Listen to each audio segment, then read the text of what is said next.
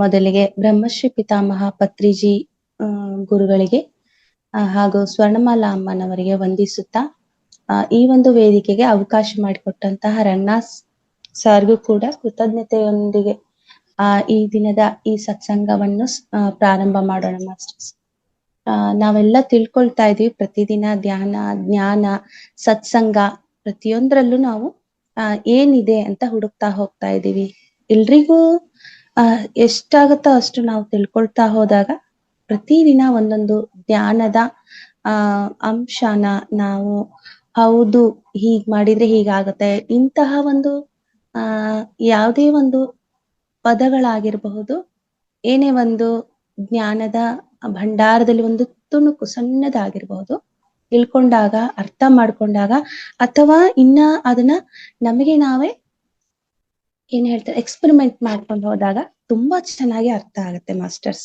ಬರೀ ಯಾರೋ ಹೇಳಿದ್ರು, ಯಾರೋ ಹೀಗ್ ಮಾಡಿ ಹಾಗ್ ಮಾಡಿ ಅಂತ ಹೇಳಿದಾಗ ಮಾಡ್ತಾ ಹೋಗ್ತೀವಲ್ಲ, ಅದರಿಂದ ನಮ್ಗೆ ಏನು ಅರ್ಥ ಆಗಲ್ಲ, ಇದು ಖಂಡಿತ. ಎಸ್ ಮಾಸ್ಟರ್ಸ್, ಇವತ್ತು ನಾನೇನ್ ಹೇಳಕ್ ಬಂದಿದ್ದೀನಿ ಅಂತಂದ್ರೆ, ಬುದ್ಧನ ಲೈಫಲ್ಲೂ ಕೂಡ ಹೀಗೆ ಆಯ್ತು. ಬುದ್ಧ ತನ್ನೊಂದು ಲೈಫ್ ನಲ್ಲಿ ತಾನು ಹೊಸದಾಗಿ ಏನಾದ್ರೂ ನಾನು ತಿಳ್ಕೋಬೇಕು, ಸತ್ಯ ಎಲ್ಲಿದೆ, ಸತ್ಯವನ್ನು ನಾನು ಅರಿತ್ಕೋಬೇಕು ಅಂತ ಹೇಳ್ಬಿಟ್ಟು ಸಾಕಷ್ಟು ಪ್ರಯತ್ನ ಮಾಡ್ತಾ ಇದ್ದ. ಆತನ್ಗೆ ಒಂದ್ಸರಿ ಅನ್ಸತ್ತೆ, ಇಲ್ಲ ಇನ್ನು ಏನೋ ಇದೆ ಅಂತ ಹೇಳ್ಬಿಟ್ಟು. ಓಕೆ, ಇನ್ನು ಏನೋ ಇದೆ, ಸತ್ಯ ಅನ್ನೋದು ಎಲ್ಲೋ ಅವಿತು ಕುಳಿತಿದೆ, ಅದನ್ನ ಹೊರಗೆ ತೆಗಿಬೇಕು, ನಾನು ಅದನ್ನ ಅರ್ಥ ಮಾಡ್ಕೋಬೇಕು ಅಂತ ಹೇಳಿ. ನಮಗೂ ಹಾಗೆ ಆಗತ್ತಲ್ವಾ, ಏನೋ ಮಾಡಕ್ ಹೋಗಿರ್ತೀವಿ, ಎಲ್ಲಾ ನಮ್ಗೆ ಫೇಲ್ಯೂರ್ ಆದಾಗ ನಾವು ಇಲ್ಲ ಈ ಒಂದು ಕೆಲ್ಸ ಆಗ್ಬೇಕು ಅಂದ್ರೆ ಅದು ಹೀಗೆ ಆಗ್ಬೇಕು ಅನ್ನೋದು ನಮ್ಗೆ ಗೊತ್ತಿರಲ್ಲ. ಆದ್ರೂ ಕೂಡ ನಮ್ಗೆ ಏನೋ ಒಂದು ಕರೆಕ್ಟ್ ಆಗಿ ಬೇಕಾಗಿದೆ, ಸಿಗ್ತಾ ಇಲ್ಲ ಅಂತ ಅನ್ಕೊಂಡಾಗ ಎಷ್ಟೋ ಪ್ರಯತ್ನದ ನಂತರ ನಮಗ ಆ ಒಂದು ಉತ್ತರ ಸಿಗತ್ತೆ. ನಾವ್ ಅದನ್ನ ಅನುಭವಿಸ್ತೀವೋ ಇಲ್ಲೋ ಗೊತ್ತಿಲ್ಲ, ಬಟ್ ನಮ್ಮ ಜ್ಞಾನಕ್ಕೆ ಅಂದ್ರೆ ನಮ್ಮ ಜ್ಞಾನ ಅನ್ನೋದು ಅದು ನಮಗೆ ಸಿಗತ್ತೆ. ಈ ರೀತಿ ಬುದ್ಧ ಏನ್ ಮಾಡ್ದ ಅಂದ್ರೆ, ಪ್ರಯತ್ನಗಳ ಮೇಲೆ ಪ್ರಯತ್ನ ಮಾಡ್ತಾ ಹೋಗ್ತಾನೆ. ಪ್ರಯತ್ನ ಮಾಡ್ತಾ ಹೋದಾಗ ಏನೋ ಕಲಿಯಕ್ ಬಂದಿದ್ದೀನಿ, ಏನೋ ತಿಳ್ಕೊಳಕ್ ಬಂದಿದ್ದೀನಿ, ಏನನ್ನೋ ನಾನು ಸಾಕಷ್ಟು ಅರ್ಥ ಮಾಡ್ಕೋಬೇಕಾಗಿದೆ, ಆ ಸತ್ಯ ಎಲ್ಲಿದೆ ಅಂತ ಹೇಳಿ ಹೋಗ್ತಾ ಇರ್ತಾನೆ, ತಿಳ್ಕೊಳ್ತಾ ಇರ್ತಾನೆ. ಬಟ್ ಆಗ್ತಾ ಇಲ್ಲ, ಫೇಲ್ಯೂರ್ ಆಗ್ತಾ ಇದೆ. ಸೊ ಒಂದಿನ ಏನಾಯ್ತು ಅಂತಂದ್ರೆ, ಅವನಿಗೆ ಅನ್ಸುತ್ತೆ, ನಾನು ಹೊಸದಾಗಿ ಸರಿಯಾದಂತಹ ಬೆಳಕನ್ನು, ಶಕ್ತಿ, ಆ ಒಂದು ಜ್ಞಾನನ ನಾನು ಪಡ್ಕೊಳ್ಳೇಬೇಕು ಅಂತ ಹೇಳಿ ಚಿಂತೆ ಅವನಲ್ಲಿ ಆ ಒಂದು ವಿಚಾರ ಬರುತ್ತೆ. ಪ್ರತಿದಿನ ಅದೇ ಇದ್ರಲ್ಲಿ ಇರ್ತಾನೆ. ಒಂದು ದಿನ ಏನ್ ಮಾಡ್ತಾನೆ ಅಂದ್ರೆ, ಊಟ ಎಲ್ಲ ಮುಗಿಸ್ಕೊಳ್ತಾನೆ. ಊಟ ಎಲ್ಲ ಮುಗಿಸಿದ್ಮೇಲೆ ಅವನಿಗೆ ಅನ್ಸುತ್ತೆ, ಆಹಾರದಿಂದ ನನಗೆ ಒಂದು ತೃಪ್ತಿ ಅನ್ನೋದು ಸಿಕ್ಕಿದೆ. ಆಹಾರ ಸೇವನೆ ಮಾಡಿದಲ್ಲ, ಅದು ಎಷ್ಟೊತ್ತೋಗುತ್ತೆ ತೃಪ್ತಿ, ಅದರ ಸಮಯ ಇರೋವರೆಗೂ ಮಾತ್ರ. ಅಂದ್ರೆ ಒಂದು 4 hours 6 hours ನಾವು ಅದರಿಂದ ಸಮಾಧಾನ ಮಾಡ್ಕೋಬಹುದು. ಮತ್ತೆ ಹಸಿವೆ ಆಗುತ್ತಲ್ವಾ, ಮತ್ತೆ ಅದು ಬೇಕು ಅನ್ಸುತ್ತೆ.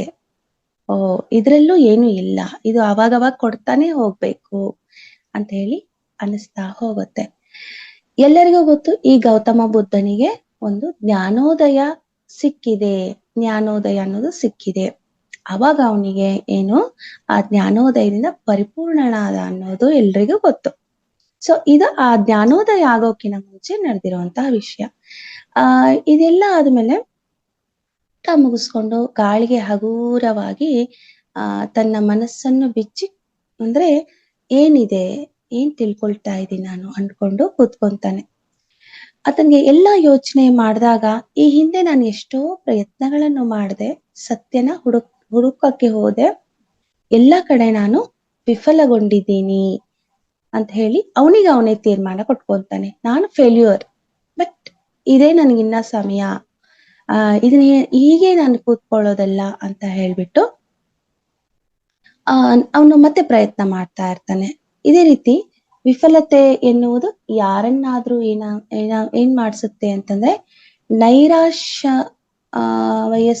ಸ್ಥಿತಿಗೆ ಕರ್ಕೊಂಡು ಹೋಗುತ್ತೆ ಇಲ್ಲಿ ಒಂದು ವರ್ಡ್ ಹೇಳಿದ್ದಾರೆ, ನೈರಾಶ್ಯಮಯ ಸ್ಥಿತಿಗೆ ಕರ್ಕೊಂಡು ಹೋಗುತ್ತೆ. ಫೇಲ್ಯೂರ್ ಆದ್ರೆ ಒಂದ್ಸರಿ ಆದ್ರೇನೆ, ಇವಾಗಿನ ಮಕ್ಕಳು ನೋಡಿ ಹೆಂಗಿರ್ತಾರೆ ಅಂದ್ರೆ, ನಾನು ಎಲ್ಲೋ ಫೇಲ್ ಆದೆ ಅಂತಂದ್ರೆ ತಡ್ಕೊಳಕ್ ಆಗದೆ ಹೋಗಿ ಆ ಪ್ರಾಣನೇ ಬಿಟ್ಟ ಮತ್ತೆ ಮುಂದೆ ಅವ್ರಿಗೆ ಏನು ಸಮಯನೇ ಇರಲ್ಲ. ಸಾಧಿಸಕ್ ಎಷ್ಟೋ ಟೈಮ್ ಇರತ್ತೆ, ಆ ಸಮಯ ಅವ್ರ ಕೈಯಿಂದಾನೇ ಹಾಳಾಗ್ತಾ ಇರತ್ತೆ. ಈ ರೀತಿ ಎಲ್ಲ ಏನಂದ್ರೆ, ನಾನು ಎಷ್ಟೋ ಫೇಲ್ ಆಗಿದ್ದೀನಿ. ಬದ್ಧ ಎಷ್ಟ್ ಚೆನ್ನಾಗಿ ಹೇಳ್ಕೊತಾನೆ ನೋಡಿ ಗೌತಮ. ಎಷ್ಟೋ ಫೇಲ್ ಆಗಿದ್ದೀನಿ, ಪರವಾಗಿಲ್ಲ ಪರವಾಗಿಲ್ಲ, ಇನ್ನು ಮುಂದೆ ಇದೆ ನನ್ನ ಸಮಯ. ಇದನ್ನ ನಾವೆಲ್ಲರೂ ಹೇಳ್ಕೋಬೇಕು. ಎಲ್ಲಿ ನನಗೆ ಕರೆಕ್ಟ್ ಆಗಿ ಒಂದು ಆನ್ಸರ್ ಸಿಕ್ಕಿಲ್ಲ ಅಂದ್ರೆ ಅಲ್ಲಿ ನಾವು ಕುಗ್ಗಿ ಹೋಗ್ಬಿಡ್ತೀವಿ. ಇಲ್ಲ, ಇನ್ನೂ ಪ್ರಯತ್ನ ಮಾಡೋಣ ಅಂತ ಹೇಳ್ಬಿಟ್ಟು ಮುಂದೆ ಆಲೋಚನಾ ಒಂದು ಸ್ಥಿತಿಯಲ್ಲಿ ಇರ್ತಾನೆ. ಹಾಗಾದ್ರೆ ಮನಸ್ಸಿಗೆ ಹೀಗೆಲ್ಲ ಬರುತ್ತೆ, ನಾನು ಫೇಲ್ಯೂರ್ ಆಗಿದ್ದೀನಿ ಅಂತ. ಆದ್ರೂ ನಾ ಮುಂದೆ ಏನ್ ಮಾಡ್ಬೇಕು ಅಂತ ಹೇಳ್ಬಿಟ್ಟು ಆ ರೆಡಿ ಆಗ್ತಾನೆ. ಅವನಿಗೆ ಈ ಒಂದು ನಿರಾಶೆ ಅನ್ನೋದೇ ಹತ್ರಕ್ಕೆ ಇರೋದಿಲ್ಲ ಮಾಸ್ಟರ್ಸ್. ನಾವಿಲ್ಲಿ ಕಲಿಬೇಕಾಗಿರೋದೇನಂದ್ರೆ, ನಾವು ನಿರಾಶೆಯನ್ನು ತೆಗೆದುಕೊಳ್ಳಕ್ಕೆ ಇಲ್ಲಿ ಬಂದಿಲ್ಲ. ಓಕೆ, ಇಲ್ಲಿ ಬುದ್ಧ ಗೌತಮನು ಹೊಸ ಒಂದು ಬೆಳಕು, ಸತ್ಯವಾದ ಬೆಳಕನ್ನು ಹುಡುಕಕ್ಕೆ ಹೋಗ್ತಾ ಇದ್ದಾನೆ. ಅದನ್ನು ಹುಡುಕೋ ಪ್ರಯತ್ನದಲ್ಲಿ ಎಷ್ಟೊಂದ್ ಸರಿ ನೋಡಿ, ಇವಾಗ ನಾವೊಂದು ಆ ಬೆಟ್ಟವನ್ನು ಏರ್ತಾ ಇದೀವಿ ಅಂದ್ರೆ ಕಾಲ್ ಜಾರತ್ತೆ, ಮುಳ್ಳು ಚುಚ್ಚುತ್ತೆ, ಕಲ್ಲು ಚುಚ್ಚುತ್ತೆ, ಬಿದ್ದು ಬೀಳ್ಬಹುದು, ಇನ್ನೇನು ಆಗ್ಬಹುದು. ಹಂಗಂತ ಹೇಳಿ ನಾವ್ ಹೇಳಿದ್ ಬಂದ್ಬಿಡ್ತೀವ? ಇಲ್ಲ, ನಾ ಗುಡ್ಡ ಏರ್ಬೇಕು, ಬೆಟ್ಟ ಏರ್ಬೇಕು, ಏನೋ ಒಂದ್ ಇದೆಯಲ್ಲಿ ನಾನ್ ನೋಡ್ಬೇಕು ಅಂತಂದಾಗ ನಾವು ಪ್ರಯತ್ನ ಖಂಡಿತವಾಗ್ಲೂ ಮಾಡ್ಬೇಕಾಗತ್ತೆ. ಕೆಲವರು ಹೆದರ್ಕೊಂಡು ಕೆಳಗಿಳಿದ್ ಬಿಡ್ತಾರೆ. ಈ ರೀತಿ ಹೇಳ್ತಾನೆ. ನನಗೆ ಆತನಿಗೆ ಬುದ್ಧ ಗೌತಮನಿಗೆ ಬೇಡ, ಇದನ್ನ ನಾನು ಮಾಡೋದ್ ಬೇಡ ಅಂತ ಅನಿಸ್ತೇ ಇಲ್ಲ. ಎಷ್ಟೋ ವಿಫಲಗೊಂಡ್ರು ಕೂಡ ನಾನ್ ಮುಂದೆ ಹೋಗ್ಬೇಕಿನ್ನ ಅನ್ನೋದನ್ನ ಹಿಡ್ಕೊಂಡು ಹೋಗ್ತಾ ಇದ್ದಾನೆ. ಅವನು ಹೋಗ್ತಾ ಇರುವ ದಾರಿಯಲ್ಲಿ ಒಂದು ಭರವಸೆಯನ್ನು ಇಟ್ಕೊಂಡು ಹೋಗ್ತಾ ಇದ್ದಾನೆ. ಎಸ್, ನಾವ್ ಒಂದಿಲ್ಲ ಒಂದು ದಿವಸ ನಾನೇನ್ ಹುಡ್ಕಕ್ ಹೋಗ್ತಾ ಇದ್ದೀನಲ್ವಾ, ಅದು ನನಗೆ ಸಿಕ್ಕೇ ಸಿಗತ್ತೆ ಅಂತ. ನೋಡಿ ಮಾಸ್ಟರ್ಸ್, ಇದು ನಮಗೆ ಬೇಕು. ನಾನು ಏನನ್ನ ಹುಡ್ಕೊಂಡು ಹೋಗ್ತಾ ಇದ್ದೀನಿ, ಮೊದ್ಲಿಗೆ ನಮ್ಮಲ್ಲಿ ಒಂದು ಭರವಸೆ ಇರಬೇಕು.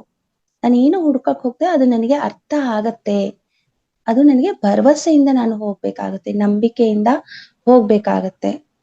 ಎಷ್ಟೋ ಸಲ ಫೇಲ್ಯೂರ್ ಆದ್ರೂ ಕೂಡ ಭರವಸೆ ಅನ್ನೋದು ಕಳ್ಕೋಬಾರ್ದು ಅನ್ನೋದನ್ನ ನಾವು ಕಲಿಬೇಕಾಗತ್ತೆ. ಪ್ರತಿಯೊಂದು ನಮ್ಮ ಒಂದು ಜೀವನದಲ್ಲಿ ಇದು ಎಲ್ಲರಿಗೂ ಒಂದು ಏನಾಗತ್ತೆ ಅಂತಂದ್ರೆ, ಅಲ್ಲಲ್ಲಿ ನಮಗೆ ಫೇಲ್ಯೂರ್ನು ಕೊಡ್ಬೋದು, ನಿರಾಶೆನೂ ಕೊಡ್ಬೋದು. ನಿರಾಶೆಯ ಸುಳಿಯಲ್ಲಿ ಸಿಕ್ಕಾಕೋಬಾರ್ದು ಅನ್ನೋದನ್ನ ನಾವಿಲ್ಲಿ ಕಲಿಬೇಕಾಗತ್ತೆ. ಪ್ರಯತ್ನ ಮಾಡ್ಲೇಬೇಕು. ಎಲ್ಲಾ ಪ್ರಯತ್ನದಲ್ಲೂ ನಮ್ಮಲ್ಲಿ ಉತ್ಸಾಹ ಇರಬೇಕು. ಗೌತಮನಿಗೆ ಹೇಗೆ ಆ ಉತ್ಸಾಹ ಇತ್ತೋ ಅದನ್ನ ನಾವು ಕೂಡ ಬೆಳೆಸ್ಕೋಬೇಕು. ಇದು ಬೆಳೆಸ್ಕೊಂಡು ಹೋಗ್ತಾ ಇದ್ರೆ ಖಂಡಿತವಾಗ್ಲೂ ನಮ್ಮ ಗುರಿ ತಲುಪ್ತೀವಿ. ಯಾಕಂದ್ರೆ ಮಾಸ್ಟರ್ಸ್ ಎಲ್ರಿಗೂ ಗೊತ್ತು, ನಮ್ಮಲ್ಲಿ ಒಳಗಡೆ ಸಂಪೂರ್ಣವಾದಂತಹ ಶಕ್ತಿ ಇದೆ ಅನ್ನೋದು ನಮಗೆ ಈ ಒಂದು ಜ್ಞಾನ ಮಾರ್ಗಕ್ಕೆ ಬಂದಾಗ ಅರ್ಥ ಆಗಿದೆ ಎಲ್ರಿಗೂ. ನಮ್ಮೊಳಗಡೆ ಅಷ್ಟು ಶಕ್ತಿ ಇದೆ ಅಂತ ಹೇಳ್ಬಿಟ್ಟು ಎಲ್ಲೂ ಹುಡ್ಕೊಂಡು ಹೋಗೋದ್ ಬೇಕೇ ಆಗಿಲ್ಲ. ಇದು ಕೂಡ ಈ ಒಂದ್ ಮಾತೇನ್ ಹೇಳಿದೆ, ಎಲ್ಲೂ ಹುಡ್ಕೊಂಡು ಹೋಗೋದ್ ಬೇಕಾಗಿಲ್ಲ. ನಮ್ಮೊಳಗಡೆ ಅಗಾಧವಾದ ಶಕ್ತಿ ಇದೆ. ಆನಾಪಾನ ಸತಿ ಧ್ಯಾನ ಮಾಡ್ತಾ, ಜ್ಞಾನ ಬೆಳೆಸ್ಕೊಳ್ತಾ, ಒಂದತ್ರ ಕೂತ್ಕೊಂಡು ಎಲ್ಲೋ ಆಗಿರ್ಲಿ, ಆ ಪ್ರದೇಶಕ್ಕೆ ಹೋಗ್ಬೇಕು, ಈ ಪ್ರದೇಶಕ್ಕೆ ಹೋಗಿ ಧ್ಯಾನ ಮಾಡ್ಬೇಕ, ನೋ, ಅದು ಬೇಕೇ ಆಗಿಲ್ಲ. ಸೊ ಎಲ್ರಿಗೂ ಗೊತ್ತಿದೆ. ಹಾಗಾಗಿ ಇಲ್ಲಿ ಗೌತಮನು ಏನ್ ಮಾಡ್ತಾನೆ ಅಂತಂದ್ರೆ, ತನ್ನ ಭರವಸೆಯ ಹಿಂದೆ ತಾನು ಹೋಗ್ತಾ ಇರ್ತಾನೆ.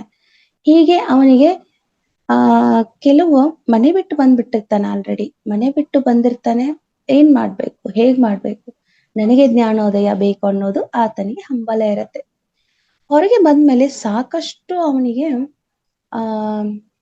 ಏನ್ ಹೇಳ್ತಾರೆ, ಶಿಷ್ಯ ಅಂತ ಹೇಳಕ್ಕಲ್ಲ, ತನ್ನ ಒಂದು ಅನುಯಾಯಿ, ತನ್ನ ಜೊತೆಗೆ ಇರೋರು, ಸೇವಕರು ಅಂತಾನು ಹೇಳ್ಬಹುದು, ಸಾಕಷ್ಟು ಜನ ಇರ್ತಾನೆ. ಆತನಿಗೆ ಅಡಿಗೆ ಮಾಡ್ಕೊಂಡು ತೆಗೆದುಕೊಂಡು ಬರ್ತಿರ್ತಾರೆ. ಆತನ ಜೊತೆಗೆ ಕೂತ್ಕೊಂಡು ಮಾತಾಡ್ತಾ ಇರ್ತಾರೆ. ಎಷ್ಟೋ ಜನ ಪ್ರತಿದಿನ ಬಂದು ಗೌತಮ ಏನ್ ಹೇಳ್ತಾನೋ ಅದನ್ನ ಅವರು ತಿಳ್ಕೊಂಡು ಅದನ್ನ ಪಾಲಿಸುವಂತವ್ರು ಆಗಿರ್ತಾರೆ. ಅದಕ್ಕೆ ಹೇಳೋದು, ಎಲ್ಲಿ ಸಜ್ಜನ ಸಾಂಗತ್ಯ ಇದೆ ಅಲ್ಲಿ ಹೋಗಿ ನಾವು ಕುತ್ಕೋಬೇಕು. ಅವರಲ್ಲಿರುವಂತಹ ಕೆಲವು ಅಂಶಗಳನ್ನ ಪಾಲನೆ ಮಾಡ್ಬೇಕು. ಯಾಕಂದ್ರೆ ಅಲ್ಲಿ ಸತ್ಯ ನಡೀತಾ ಇದೆ ಅಂದಾಗ ನಾವ್ಯಾಕೆ ತಗೋಬಾರ್ದು? ಅದಕ್ಕೆ ಸಜ್ಜನ ಸಾಂಗತ್ಯ ಅನ್ನೋದು ಯಾಕೆ ಮಾಡಿದ್ರು ಅಂತಂದ್ರೆ ಇದಕ್ಕೆ. ಸಜ್ಜನ ಸಾಂಗತ್ಯ ಅಂದ್ರೆ ಅದು ಒಳ್ಳೇದ್ರ ಬಗ್ಗೆ ಮತ್ತು ಸತ್ಯದ್ರ ಬಗ್ಗೆ ಮಾತ್ರ ನಡೀತಾ ಇರತ್ತೆ. ಈ ಭೂಮಿ ಮೇಲೆ ಏನಿದೆ ಅಂದ್ರೆ ಒಂದು ಸತ್ಯನೂ ಇದೆ, ಸುಳ್ಳು ಇದೆ. ಹಾಗೆ ಅದರ ಆ ಸತ್ಯವನ್ನು ಹುಡ್ಕೊಂಡು ಹೋಗ್ತಾ ಇದ್ದಾನೆ ಗೌತಮ. ಇಲ್ಲಿ ಅದೇ ತರನಾದಂತಹ ಭಕ್ತರು ಒಂದು ಅಡಿಗೆಯನ್ನು ಮಾಡ್ಕೊಂಡು ಬರ್ತಾರೆ ಒಂದು ದಿನ.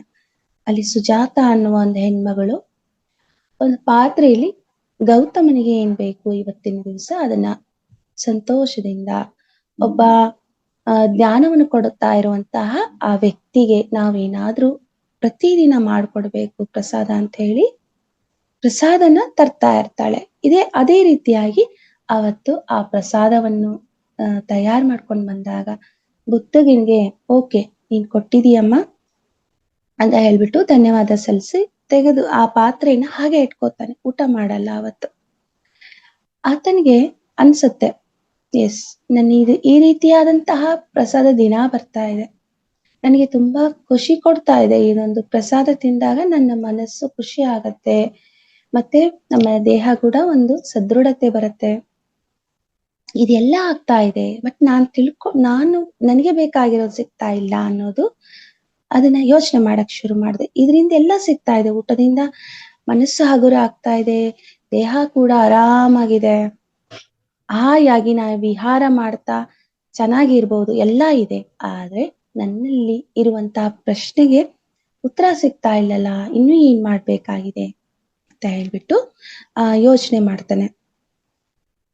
ಒಂದಿನ ಏನ್ ಮಾಡ್ತಾನೆ, ಆ ಸುಜಾತ ತಂದು ಕೊಟ್ಟಿರುವಂತಹ ಆ ಪಾತ್ರೆಗೆ ನೈರಂಜ ಅನ್ನುವ ಒಂದು ನದಿ ಇದೆ, ಅಲ್ಲಿ ಪಕ್ಕದಲ್ಲಿ ನೈರಂಜ ನದಿ ಹರಿತಾ ಇದೆ.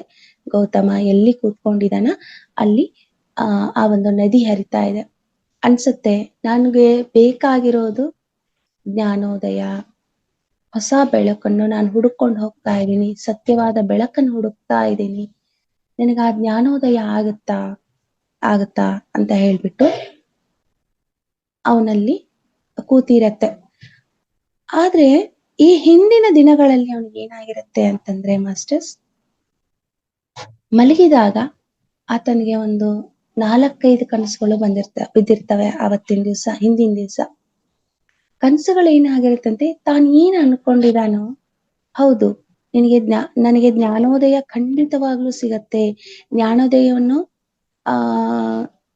ಅವನಲ್ಲಿ ಅಂದ್ರೆ ಅವನು ಏನ್ ಹುಡ್ಕೊಂಡು ಹೋಗ್ತಾ ಇದ್ದಾನೆ ಅದು ಖಂಡಿತವಾಗ್ಲೂ ಸಿಗತ್ತೆ ಅನ್ನುವ ಒಂದು ಸತ್ಯ ಅವನ ಕನಸುಗಳ ಮುಖಾಂತರದಿಂದ ಅರ್ಥ ಮಾಡ್ಕೊಳ್ತಾನೆ. ಕನಸುಗಳು ಯಾಕೆ ಬರುತ್ತೆ ಮಾಸ್ಟರ್ಸ್, ನಾನು ಒಂದು ವಿಷಯದ ಬಗ್ಗೆ ಹೇಳ್ತೀನಿ. ಈ ಕನಸುಗಳು ಏನಿದೆ ಅಂದ್ರೆ, ಈ ಕನಸುಗಳಲ್ಲಿ 3 ರೀತಿಯಾದಂತ ಕನಸು ಬರುತ್ತೆ. ಒಂದು ನಾವೇನ್ ಚಿಂತೆ ಮಾಡ್ಕೊಂಡು ಮಲ್ಕೊಳ್ತಾ ಇರ್ತೀವಿ ಆ ಒಂದು ಕನಸುಗಳು, ಇನ್ನೊಂದು ತಂತಾನಾಗೆ ಬರ್ತಾ ಇರೋದು, ಇನ್ನೊಂದು ನಾವೇನಾದ್ರೂ ಕ್ವಶನ್ ಹಾಕೊಂಡಾಗ ಅದಕ್ಕೆ ಆನ್ಸರ್ ಬರುವಂತಹದ್ದು. ಓಕೆ, ಈ ಮೊದಲನೇದ್ ನಾನು ಹೇಳಿದ್ನಲ್ಲ, ಚಿಂತಿತ ಕನಸುಗಳು, ನಾವು ಏನೆಲ್ಲ ಆಲೋಚನೆ ಮಾಡ್ತಾ ಇರ್ತೀವಿ ಅವೇ ಬರ್ತಾ ಇರ್ತವೆ. ನೋಡಿ, ನಿಮ್ಗೆ ಗೊತ್ತು, ಇವತ್ತು ನಾವು ಯಾವ್ದೋ ಒಂದು ವಿಷಯದ ಬಗ್ಗೆ ಮಾತಾಡ್ತಾ ಆಲೋಚನೆ ಮಾಡ್ತಾ ಮಲ್ಕೊಂಡಾಗ ಹಾಗೆ ಬರುತ್ತೆ, ಅದ್ರ ಬಗ್ಗೆ ನಾವು ಯೋಚನೆ ಮಾಡೋ ಅವಶ್ಯಕತೆ ಇಲ್ಲ. ಬುದ್ಧನಿಗೆ ಖಂಡಿತವಾಗ್ಲೂ ತನ್ನಲ್ಲೇ ತಾನು ಪ್ರಶ್ನೆಗಳನ್ನ ಹಾಕೊಂಡಿರ್ತಾನೆ. ನಾನು ಅದನ್ನ ಪಡಿತೀನಿ ಒಂದಿಲ್ಲ ಒಂದು ದಿವಸ, ಏನು ಜ್ಞಾನೋದಯ ಅನ್ನೋದು ಖಂಡಿತವಾಗ್ಲೂ ಪಡಿತೀನಿ ಅನ್ನೋದು ಒಳಗಡೆ ಕೂತ್ಕೊಂಡಿದೆ. ಅದಾದ್ಮೇಲೆ ಕ್ವಶನ್ಸ್, ನಾನು ಇನ್ನ ಏನ್ ಮಾಡ್ಬೇಕು, ಏನ್ ಮಾಡಿದ್ರೆ ನನಗೆ ಈ ಒಂದು ಜ್ಞಾನೋದಯ ಅನ್ನೋದು ನನಗೆ ಆಗತ್ತೆ, ಸಂಪೂರ್ಣ ಅನ್ನೋದು ನಾನು ಯಾವಾಗ ಆಗ್ತೀನಿ ಅಂತ ಹೇಳ್ಬಿಟ್ಟು ಈ ಆಧ್ಯಾತ್ಮಿಕ ಕನಸುಗಳು ಅಂತ ಇರತ್ತೆ. ಈ ಆಧ್ಯಾತ್ಮಿಕ ಒಂದು 4-5 ಕನಸುಗಳು ಬುದ್ಧನಿಗೆ ಆ ದಿವಸ ಬೀಳತ್ತೆ. ಅದರಲ್ಲಿ ಅರ್ಥ ಆಗತ್ತೆ, ಎಸ್ ನಾನು ಸದ್ಯದ್ರಲ್ಲಿ ಜ್ಞಾನೋದಯ ನನಗೆ ಆಗತ್ತೆ, ನಾನು ಸಂಪೂರ್ಣವಾದ ಆ ಬೆಳಕಿನ ಜೊತೆಗೆ ನಾನು ಇರ್ತೀನಿ ಅಂತ ಹೇಳಿ ಅನ್ಕೊಳ್ತಾನೆ. ಈ ಒಂದು ಜ್ಞಾನೋದಯ ಅಂತಂದ್ರೇನು, ಸರ್ವಜ್ಞಾನ, ಪ್ರತಿಯೊಂದು ಜ್ಞಾನ, ಎಲ್ಲಾ ಜ್ಞಾನಗಳ ಅರಿವು ಆದಾಗ ಅಲ್ಲಿ ಜ್ಞಾನ ಉದಯ ಆಗತ್ತೆ. ಎಲ್ಲಾ ರೀತಿಯಾದಂತಹ ಸರ್ವಶ್ರೇಷ್ಠವಾದಂತ ಪ್ರತಿಯೊಂದು ಜ್ಞಾನವು ಅವನಲ್ಲಿ ಉದಯಿಸಿದಾಗ ಜ್ಞಾನೋದಯ ಅನ್ನೋದು ನಾವು ಅರ್ಥ ಮಾಡ್ಕೋಬೇಕು. ಈ ರೀತಿಯಾದಂತಹ 4-5 ಕನಸು ಬಿದ್ದಾಗ ಎದ್ದೇಳ್ತಾನೆ ಗೌತಮ. ಎಸ್, ನನ್ಗಿವತ್ತು ಇಂತಹ ಕನಸುಗಳ ಮುಖಾಂತರ ಈ ಆಧ್ಯಾತ್ಮಿಕ ಕನಸುಗಳು ನನಗೆ ಹೇಳ್ತಾ ಇದೆ. ನಾನು ಏನ್ ಹುಡ್ಕೊಂಡು ಹೋಗ್ತಾ ಇದೀನ ಅದು ಸರಿಯಾಗಿದೆ. ಅದ್ರ ಹಿಂದೆ ನಾನ್ ಫಾಲೋ ಆಗ್ಬೇಕು ಅನ್ನೋದು ಕಂಪ್ಲೀಟ್ ಆಗಿ ಅರಿವಾಗತ್ತೆ. ಇದಾದ ಮೇಲೆ ಆತನ ಆ ಅನುಯಾಯಿಗಳಾಗಿರ್ಬಹುದು, ಸೇವಕರು ಏನು ಪಾತ್ರೆನಲ್ಲಿ ತಂದು ಊಟವನ್ನು ನೆಕ್ಸ್ಟ್ ಡೇ ತಂದು ಕೊಟ್ಟಾಗ ಅನ್ಕೊಂತಾನೆ, ಎಸ್, ಇವರು ಪ್ರತಿದಿನ ಕೊಡ್ತಾ ಇದ್ದಾರೆ, ಪ್ರತಿದಿನ ಸೇವನೆ ಮಾಡ್ತಾ ಇದ್ದೀನಿ, ತೃಪ್ತಿ ಸಿಗ್ತಾ ಇದೆ. ಈಗ ನಾನೊಂದು ಪರೀಕ್ಷೆ ಮಾಡ್ಬೇಕು. ನನ್ನ ಆತನಿಗೆ ಎಲ್ಲಿವರೆಗೂ ಅರ್ಥ ಆಗ್ತಾ ಇದೆ ಅಂದ್ರೆ, ಕನಸುಗಳು ಏನ್ ಹೇಳ್ಕೊಡ್ತಾ ಇದೆ ಅದು ಸತ್ಯ. ನನಗಾಗಿ ಈ ಕನಸುಗಳು ಹೇಳ್ಕೊಡ್ತಾ ಇದೆ. ಇವೆಲ್ಲ ಅಂತಿಂತ ಕನಸುಗಳಲ್ಲ, ಮಾಮೂಲಾಗಿ ಬರುವಂತದ್ದು. ಇದು ಆಧ್ಯಾತ್ಮಿಕ ಕನಸುಗಳು. ಇ- ಖಂಡಿತ. ಆದರೂ ಕೂಡ ನಾನು ಒಂದು ಎಕ್ಸ್ಪೆರಿಮೆಂಟ್ ಮಾಡ್ಬೇಕು ಇದ್ರ ಮೇಲೆ ಅಂತ ಹೇಳ್ಬಿಟ್ಟು, ಆ ಪಾತ್ರೆನಲ್ಲಿ ಏನು ಆಹಾರವನ್ನು ತಂದು ಕೊಟ್ಟಿರ್ತಾರ ಅದನ್ನ ತೆಗೆದುಕೊಂಡು ಹೋಗಿ ನಾ ಹೇಳಿದ್ನಲ್ವಾ, ನೈರಂಜ ನದಿ ಅಂತ ಹೇಳಿ ಹೋಗ್ತಾನೆ. ರಭಸವಾಗಿ ಹರಿತಾ ಇದೆ ನದಿ, ಆ ಸುಳಿ ಎಲ್ಲ ಬರ್ತಾ ಇದೆ ಆ ನದಿನಲ್ಲಿ, ನೋಡ್ತಾ ಇದ್ದಾನೆ. ಆ ಪಾತ್ರೆ ಹಿಡ್ಕೊಂಡು ಹೇಳ್ತಾನೆ, ಭಗವಂತ, ನಾನು ಈ ಪಾತ್ರೆನ ಈ ಒಂದು ನದಿಗೆ ಹಾಕ್ತಾ ಇದ್ದೀನಿ ಇವತ್ತಿನ ದಿವ್ಸ. ನನಗೆ ಜ್ಞಾನೋದಯ ಆಗುವಂತದ್ದೇ ನಾನು ಕನಸುಗಳನ್ನು ಕಂಡಿದ್ದೀನಿ. ಆ ಮಾರ್ಗ ಹೋಗೋದು ಸತ್ಯ. ನಾನು ಏನ್ ಮಾಡ್ತಾ ಇದ್ದೀನಿ ಈ ಮಾರ್ಗಕ್ಕೆ ಹೋಗೋದು ಸತ್ಯ ಅನ್ನೋದು, ನಾನ್ ಮಾಡ್ತಾ ಇರೋದು ಸತ್ಯ. ಹೌದು, ಹಾಗಾದ್ರೆ ಖಂಡಿತವಾಗ್ಲೂ ನಾನ್ ಜ್ಞಾನೋದಯ ಪಡಿತೀನ, ನಾನು ಅನ್ಕೊಂಡಿರೋದೆಲ್ಲ ಸತ್ಯನಾ ಅನ್ನೋದಾದ್ರೆ, ಆ ಕಡೆಯಿಂದ ನದಿ ಏನಾಗ್ತಾ ಇದೆ, ಅಲ್ಲಿ ಸುಳಿ ಎಲ್ಲ ಸುತ್ಕೊಂಡ್ ಬರ್ತಾ ಇದೆ, ಹರಿತಾ ಇದೆ, ರಭಸವಾಗಿ ಬರ್ತಾ ಇದೆ. ನಾನು ಈ ಕಡೆಯಿಂದ ಈ ಪಾತ್ರೆನ ಹಾಕ್ತೇನೆ, ಅಂದ್ರೆ ಆ ನೀರಿನಲ್ಲಿ ಇಡ್ತೀನಿ ನದಿಯಲ್ಲಿ. ನೋಡಿ ಮಾಸ್ಟರ್ಸ್, ನಮ್ಗೊಂದು ಅರ್ಥ ಆಗ್ಬೇಕು. ನದಿ ಹರಿತಾ ರಭಸವಾಗಿ ಬರ್ತಾ ಇರತ್ತೆ. ನಾವೇನಾದ್ರೂ ಒಂದು ವಸ್ತುನ ಅದ್ರಾಗ ಹಾಕಿದಾಗ ಆ ಸುಳಿಯಲ್ಲಿ ಸುಳ್ಕೊಂಡೆ ಮುಂದೆ ಹೋಗ್ಬಿಡತ್ತೆ ಅಲ್ವಾ? ಅಂದ್ರೆ ಆ ಸುಳಿಗೆ ಸಿಕ್ಕು ಅಥವಾ ಆ ರಭಸದಲ್ಲಿ ಬರುವಂತ ನೀರಿನ ಫೋರ್ಸ್ಗೆ ಆ ವಸ್ತು ಕೂಡ ತಬ್ಬಿಕೊಂಡು ಹೋಗ್ಬಿಡತ್ತೆ, ಅದೇ ವೇನಲ್ಲಿ ಹೋಗುತ್ತೆ. ಇಲ್ಲಿ ಗೌತಮ್ ಏನ್ ಹೇಳ್ತಾ ಇದ್ದಾನೆ, ಈ ರೀತಿಯಾಗಿ ರಭಸವಾಗಿ ಹರ್ಕೊಂಡು ಬರುವಂತಹ ನದಿ ನೀರಿನ ವಿರುದ್ಧ ದಿಕ್ಕಿನಲ್ಲಿ ನನಗೆ ಕೊಟ್ಟಿರುವಂತಹ ಆ ಪಾತ್ರೆ, ಅನ್ನದ ಪಾತ್ರೆನ ಇಟ್ಬಿಡ್ತೀನಿ. ಅದು ಎಷ್ಟೋ ನೀರು ರಭಸವಾಗಿ ಬಂದ್ರೂ ಕೂಡ ಅದರ ವಿರುದ್ಧ ದಿಕ್ಕಿನಲ್ಲಿ ಹೋಗ್ತಾ ಇರ್ಬೇಕು. ಆ ಒಂದು ನದಿಯ ಆ ದಂಡೆಗೆ ಹೋಗಿ ಸೇರ್ಬೇಕು ಆ ಪಾತ್ರೆ. ಅದು ಯಾವುದೇ ಕಾರಣಕ್ಕೂ ನಾನೇನ್ ಅನ್ಕೊಂತಾ ಇದ್ದೀನಿ, ನನ್ನ ಕನಸುಗಳು ಏನ್ ಬಂದಿದೆ ಅದು ಸತ್ಯ ಆಗಿದ್ರೆ, ನನಗೆ ಜ್ಞಾನೋದಯ ಸಿಗತ್ತೆ ಅನ್ನೋ ಒಂದು ಸುಳಿವು ಅಲ್ಲಿ ಸಿಕ್ಕಿದೆ ಆ ಕನಸಿನಲ್ಲಿ, ಅದು ನಿಜ ಅಂತ ನನಗನಿಸ್ತಾ ಇದೆ. ಆದರೂ ಆ ಪ್ರಕೃತಿಗೆ ಹೇಳ್ತಾ ಇದ್ದಾನೆ, ಆ ಪ್ರಕೃತಿನ ಭಗವಂತ ಅಂತ ಹೇಳ್ತಾ, ಈ ಪಾತ್ರೆನ ಎಷ್ಟೋ ವಿರುದ್ಧ ದಿಕ್ಕಿನಲ್ಲಿ ಆ ನೀರು ಬರ್ತಾ ಇದ್ರು ಕೂಡ ಅದನ್ನ ದಾಟಿ ಮುಂದೆ ಹೋಗ್ಬೇಕು, ಆ ದಡಕ್ಕೆ ಸೇರ್ಬೇಕು ಅಂತ ಹೇಳ್ಬಿಟ್ಟು ಹೇಳ್ತಾ. ಒಂದೇ ನಿಮಿಷ.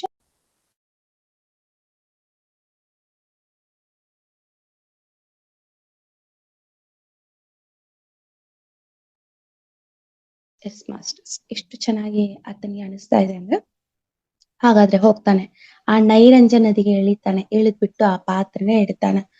ಎಷ್ಟು ರಭಸವಾಗಿ ಬರ್ತಾ ಇದೆ ಅಂತಂದ್ರೆ, ನಾವು ಯಾರಾದ್ರೂ ಇದ್ರು ಕೂಡ, ಎಂತ ಬಂಡೆ ಇದ್ರು ಕೂಡ ಕೊಚ್ಕೊಂಡು ಹೋಗುವಂತ ಆ ರಭಸ ಬರ್ತಾ ಇದೆ. ಪಾತ್ರೆ ಹೋಗ್ತಾ ಇದೆ, ಮುಂದೆ ಮುಂದೆ ಹೋಗ್ತಾ ಇದೆ. ಅಷ್ಟು ದಬ್ಕೊಂಡ್ ಬರುವಂತದ್ರು ಕೂಡ ಎಷ್ಟು ಚೆನ್ನಾಗಿ ಆ ಪಾತ್ರೆನ ನೀರ್ ಎಷ್ಟೇ ಬಂದ್ರು ಮುಂದೆ ಪಾಸ್ ಆಗ್ಬಿಡತ್ತೆ, ಮುಂದೆ ಪಾಸ್ ಆಗ ಹೋಗ್ಬಿಡತ್ತೆ. ನೆಕ್ಸ್ಟ್ ಆ ದಡಕ್ಕೆ ಹೋಗಿ ಸೇರತ್ತೆ. ಆ ದಡಕ್ಕೆ ಹೋಗಿ ಅಲ್ಲಿ ಮುಂದೆ ಒಬ್ಬ ಕಾಳ ಅಂತ ಹೇಳಿ ಒಬ್ಬ ರಾಜ ಇರ್ತಾನೆ. ಆ ಕಡೆ ಒಂದು ಊರು ಇರತ್ತೆ. ಆ ಊರಿನ ರಾಜನ ಕೂತಿರ್ತಾನೆ ಅಲ್ಲಿ ಹೋಗಿ ಆ ಪಾತ್ರೆ ಹೋಗಿ ಮುಳುಗಿ ಬಿಡತ್ತೆ. ಅಲ್ಲಿ ಹೋದಿ ಆ ನದಿಯ ದಡಕ್ಕೆ ಹೋಗಿ ಅಲ್ಲಿ ಪೂರ್ತಿಯಾಗಿ ಮುಳುಗತ್ತೆ. ಆ ಪಾತ್ರೆ ತುಂಬತ್ತೆ. ಮುಳುಗೋದಂದ್ರೆ ಆ ಪಾತ್ರೆನಲ್ಲಿ ನೀರು ಅಲ್ಲಿ ಹೋಗಿ ತುಂಬತ್ತೆ. ಅವನಿಗೆ ಅರ್ಥ ಆಗತ್ತೆ. ಆ ಪಾತ್ರೆ ನದಿ ವಿರುದ್ಧ ದಿಕ್ಕಿನಲ್ಲಿ ಹರಿದು ಬಿಟ್ಟು ನಾಗಾದೊರೆ, ಅಲ್ಲಿ ನಾಗಾದೊರೆ ಅಂತೇನಿರ್ತಾನ, ಆತನ ಬಳಿಗೆ ಹೋಗಿ ಆತನ ದಡಕ್ಕೆ ಹೋಗ್ಬಿಟ್ಟು ಆತ ಕೂತ್ಕೊಂಡಿರ್ತಾನೆ. ಆ ಸ್ಥಳಕ್ಕೆ ಹೋಗಿ ಅದು ಮುಳುಗುತ್ತೆ. ಸಂಪೂರ್ಣವಾದ ನೀರು ಅಲ್ಲಿ ಹೋಗಿ ಸೇರುತ್ತೆ. ಅಲ್ಲಿವರೆಗೂ ಬರೀ ತೇಲ್ತಾ ಹೋಗುತ್ತೆ ನೀಟಾಗಿ. ಈತನಿಗೆ ಭರವಸೆ ಇನ್ನೂ ಸಾಕಷ್ಟು ಒಳಗಡೆ ಕೂತ್ಕೊಳ್ಳುತ್ತೆ. ತಾನೇನು ಪ್ರಶ್ನೆ ಹಾಕೊಳ್ತಾ ಇದ್ದಾನ ಅದು ಆ ಪ್ರಕೃತಿ ಆನ್ಸರ್ ಮಾಡ್ತಾ ಇದೆ ಮಾಸ್ಟರ್ಸ್ ನೋಡಿ. ಇದು ಗೌತಮನಿಗೆ ಒಂದೇ ಅಲ್ಲ, ಇವತ್ತು ನನಗೂ ಆಗಿರಬಹುದು, ನಿಮಗೂ ಆಗಿರಬಹುದು. ನಾವು ಖಂಡಿತವಾಗ್ಲೂ ಸತ್ಯ ಮಾರ್ಗದಲ್ಲಿ ಹೋಗ್ತಾ ಆ ಪ್ರಕೃತಿಯೊಂದಿಗೆ ನಾವು ಅನುಸಂಧಾನ ಮಾಡ್ಕೊಂಡಾಗ ಖಂಡಿತವಾಗ್ಲೂ ನಮಗೆ ಪ್ರಕೃತಿ ಉತ್ತರನ ಕೊಡ್ತಾ ಇರತ್ತೆ ಅನ್ನೋದು ಅಷ್ಟೇ ಸತ್ಯ. ಎಷ್ಟೋ ಜನರು ಇದನ್ನ ಎಕ್ಸ್ಪೆರಿಮೆಂಟ್ ಮಾಡೋದು ಹೋಗ್ಲಿ, ನಾವು ಯಾವತ್ತು ಪ್ರಕೃತಿನ ಅದೇ ಭಗವಂತ ಅನ್ಕೊಂಡು ನಾವು ಅಲ್ಲಿ ಏನಾದ್ರೂ ಮಾತಾಡ್ತಾ ಇದ್ರೆ ನಮಗೆ ಅದಕ್ಕೆ ಆನ್ಸರ್ ಕೊಡ್ತಾನೆ ಇರುತ್ತೆ ಪ್ರಕೃತಿ, ಖಂಡಿತವಾಗ್ಲು. ಓಕೆ, ಈ ಗೌತಮ ಈ ರೀತಿಯಾಗಿ ತನ್ಗೆ ಭರವಸೆಯನ್ನ ಕಂಡ್ಕೊಂಡ. ಇದೆಲ್ಲ ಆಯ್ತು. ಭರವಸೆ ಹಾಗೂ ನಿರ್ಧಾರಗಳನ್ನು ತುಂಬಿಕೊಂಡು ಗೌತಮ ಏನ್ ಮಾಡ್ತಾನ, ಅಲ್ಲಿ ಊರನ್ನ ಬಿಡ್ತಾನೆ. ಎಸ್, ಊರನ್ನು ಬಿಟ್ಟು ಅದೇ ಸಂಜೆ ಏನ್ ಮಾಡ್ತಾನೆ, ವಿಶಾಲವಾದ ರಸ್ತೆಯನ್ನು ಹಿಡ್ಕೊಂಡು ಹೋಗ್ತಾನೆ. ಎಲ್ಲಿಗೆ ಹೋಗ್ತಾನೆ? ಗಯಾಕ್ಕೆ ಹೋಗ್ತಾನೆ. ಗಯಾ ಅಲ್ಲಿ ಹೇಳ್ತೀವಲ್ಲ ನಾವೀಗ ಆ ಬುದ್ಧ ಗಯಾ ಅಂತ ಏನ್ ಹೇಳ್ತೀವಲ್ಲ, ಅಲ್ಲಿ ಹೋಗ್ತಾನೆ. ಬೋಧ್ ಗಯಾ ಅಂತಾರೆ. ಆ ರೀತಿಯಾಗಿ ಅಲ್ಲಿ ಹೋಗಿ ಒಂದ್ ಆಲದ ಮರ ನೋಡ್ಕೊಂಡು ಕುತ್ಕೊಂತಾನೆ, ಹುಡುಕ್ತಾನೆ. ಆಲದ ಮರವನ್ನ ನೋಡ್ತಾನೆ. ನನಗೆ ಯಾವ ಪ್ಲೇಸ್ ಬೇಕು ನೋಡ್ಕೊಂಡ ಆ ಆಲದ ಮರ ಅನ್ನೋದು ಹಿಡ್ಕೋತಾನೆ. ಹೌದು, ನಾನು ಇಲ್ಲೇ ಕೂತ್ಕೊಂತೀನಿ ಅಂತ ಹೇಳ್ಬಿಟ್ಟು ಆ ಒಂದು ಪ್ರದೇಶದಲ್ಲಿ ಹೋಗಿ ಕೂತ್ಕೊಂತಾನೆ. ಆ ಒಂದು ಗಿಡದ ಕೆಳಗಡೆ ಹೋಗಿ ಕೂತ್ಕೊಂಡು ಆ ಒಂದು ತಾನೇನೆಲ್ಲಾ ಚಿಂತನೆಯನ್ನು ಮಾಡ್ಕೊಂಡಿರ್ತಾನೋ ಆ ಚಿಂತನೆ ಅಂದ್ರೆ ನಾನು ಜ್ಞಾನೋದಯವನ್ನ ಪಡ್ಕೋಬೇಕು ಅನ್ನೋದೇನಿರುತ್ತೆ ಅದನ್ನ ಅವನಲ್ಲಿ ಇನ್ನೂ ಸಾಕಷ್ಟು ಆನ್ಸರ್ ಸಿಕ್ಬಿಡತ್ತೆ. ಖಂಡಿತವಾಗ್ಲೂ ನೀನ್ ಇದನ್ನ ಮಾಡ್ತೀಯಾ ಅಂತ ಹೇಳುವಂತ ಒಳಗಿಂದ ಅವನಿಗೆ ಅನಿಸ್ತಾ ಹೋಗುತ್ತೆ. ಹಂಗಂದ್ರೆ ನಾನು ಹೊಸ ಬೆಳಕನ್ನು ಹುಡ್ಕೊಂಡು ಹೋಗ್ತಾ ಇದ್ದೀನಲ್ಲ, ಖಂಡಿತವಾಗ್ಲೂ ನನಗೆ ಸಿಗತ್ತೆ, ನಾನು ಅನ್ಕೊಂಡಿದ್ದು ಆಗತ್ತೆ ಅಂತ ಹೇಳಿ ಇನ್ನೂ ಏನಾಗತ್ತೆ ಅಂದ್ರೆ ಒಳಗಡೆ ಉತ್ಸಾಹ, ಆ ಹಂಬಲ ಜಾಸ್ತಿ ಆಗತ್ತೆ. ಖಂಡಿತವಾಗ್ಲೂ ನಮಗೂ ಏನೋ ಒಂದು ಕೆಲಸಗಳನ್ನ ಒಳ್ಳೊಳ್ಳೆ ಕೆಲಸಗಳನ್ನ ಮಾಡ್ತಾ ಹೋದಾಗ ಎಲ್ಲೋ ಒಂದು ಭರವಸೆ, ನಮಗ್ ಬೇಕಾಗಿರೋದೆಲ್ಲ ಸಣ್ಣ ಸಣ್ಣ ಸಿಗ್ತಾ ಹೋದಾಗ ನಾನು ಇದನ್ನ ಹಿಡ್ಕೊಂಡು ನನ್ನ ಗುರಿನ ಸಾಧನೆ ಮಾಡಕ್ಕೆ ಸಾಕಷ್ಟು ನನ್ಗೆ ಹೆಲ್ಪ್ ಆಗ್ತಾ ಇದೆ, ಖಂಡಿತವಾಗ್ಲೂ ನಾನು ಸೇರ್ಬೋದು ಅನ್ನೋದು ಹೇಗೆ ನಮಗ್ ಅನ್ಸುತ್ತೋ, ಇಲ್ಲಿ ಜ್ಞಾನವನ್ನು ತೆಗೆದುಕೊಳ್ತಾ ಹೋಗ್ತಾ ಇದ್ದಾನೆ. ನಾನು ಎಲ್ಲಾ ಪರಿಪೂರ್ಣವಾದ ಜ್ಞಾನವನ್ನು ತೆಗೆದುಕೊಳ್ತೀನಿ. ಆ ಒಂದು ಸತ್ಯವಾದ ಬೆಳಕು ಅದೇನಿದೆ ಅಲ್ಲ, ಫೈನಲ್ ಅನ್ನೋದು ಅಲ್ಲಿ ಇದೆ. ಕೂತಿದೆ ಅಲ್ಲ, ಅದು ಇದೆ, ಎಲ್ಲಾ ಕಡೆ ಇದೆ. ಬಟ್ ನಾನ್ ಕಾಣ್ಬೇಕು ಅಂದ್ರೆ ಈ ಎಲ್ಲಾ ಜ್ಞಾನವನ್ನು ತೆಗೆದುಕೊಂಡು ಅದ್ರ ನನಗೆ ಹತ್ರಕ್ಕೆ ಹೋಗೋದು ಅನ್ನೋದಂದ್ರೆ ನಾನು ಇಲ್ಲೇ ಕೂತ್ಕೊಂಡೇ ಮಾಡ್ತಾ ಇರ್ತೀನಿ. ಎಲ್ಲಾ ಜ್ಞಾನವನ್ನು ನನ್ನೊಳಗಡೆ ತೆಗೆದುಕೊಂಡಾಗ ಖಂಡಿತವಾಗ್ಲೂ ಆ ಬೆಳಕಿನ ಜೊತೆಗೆ ನಾನಿರ್ತೀನಿ ಅಂತ ಹೇಳಿ ಅವನಿಗೆ ತುಂಬಾ ಖುಷಿ ಆಗತ್ತೆ. ಬಹಳ ಹಂಬಲದಿಂದ ಕುತ್ಕೋತಾನೆ.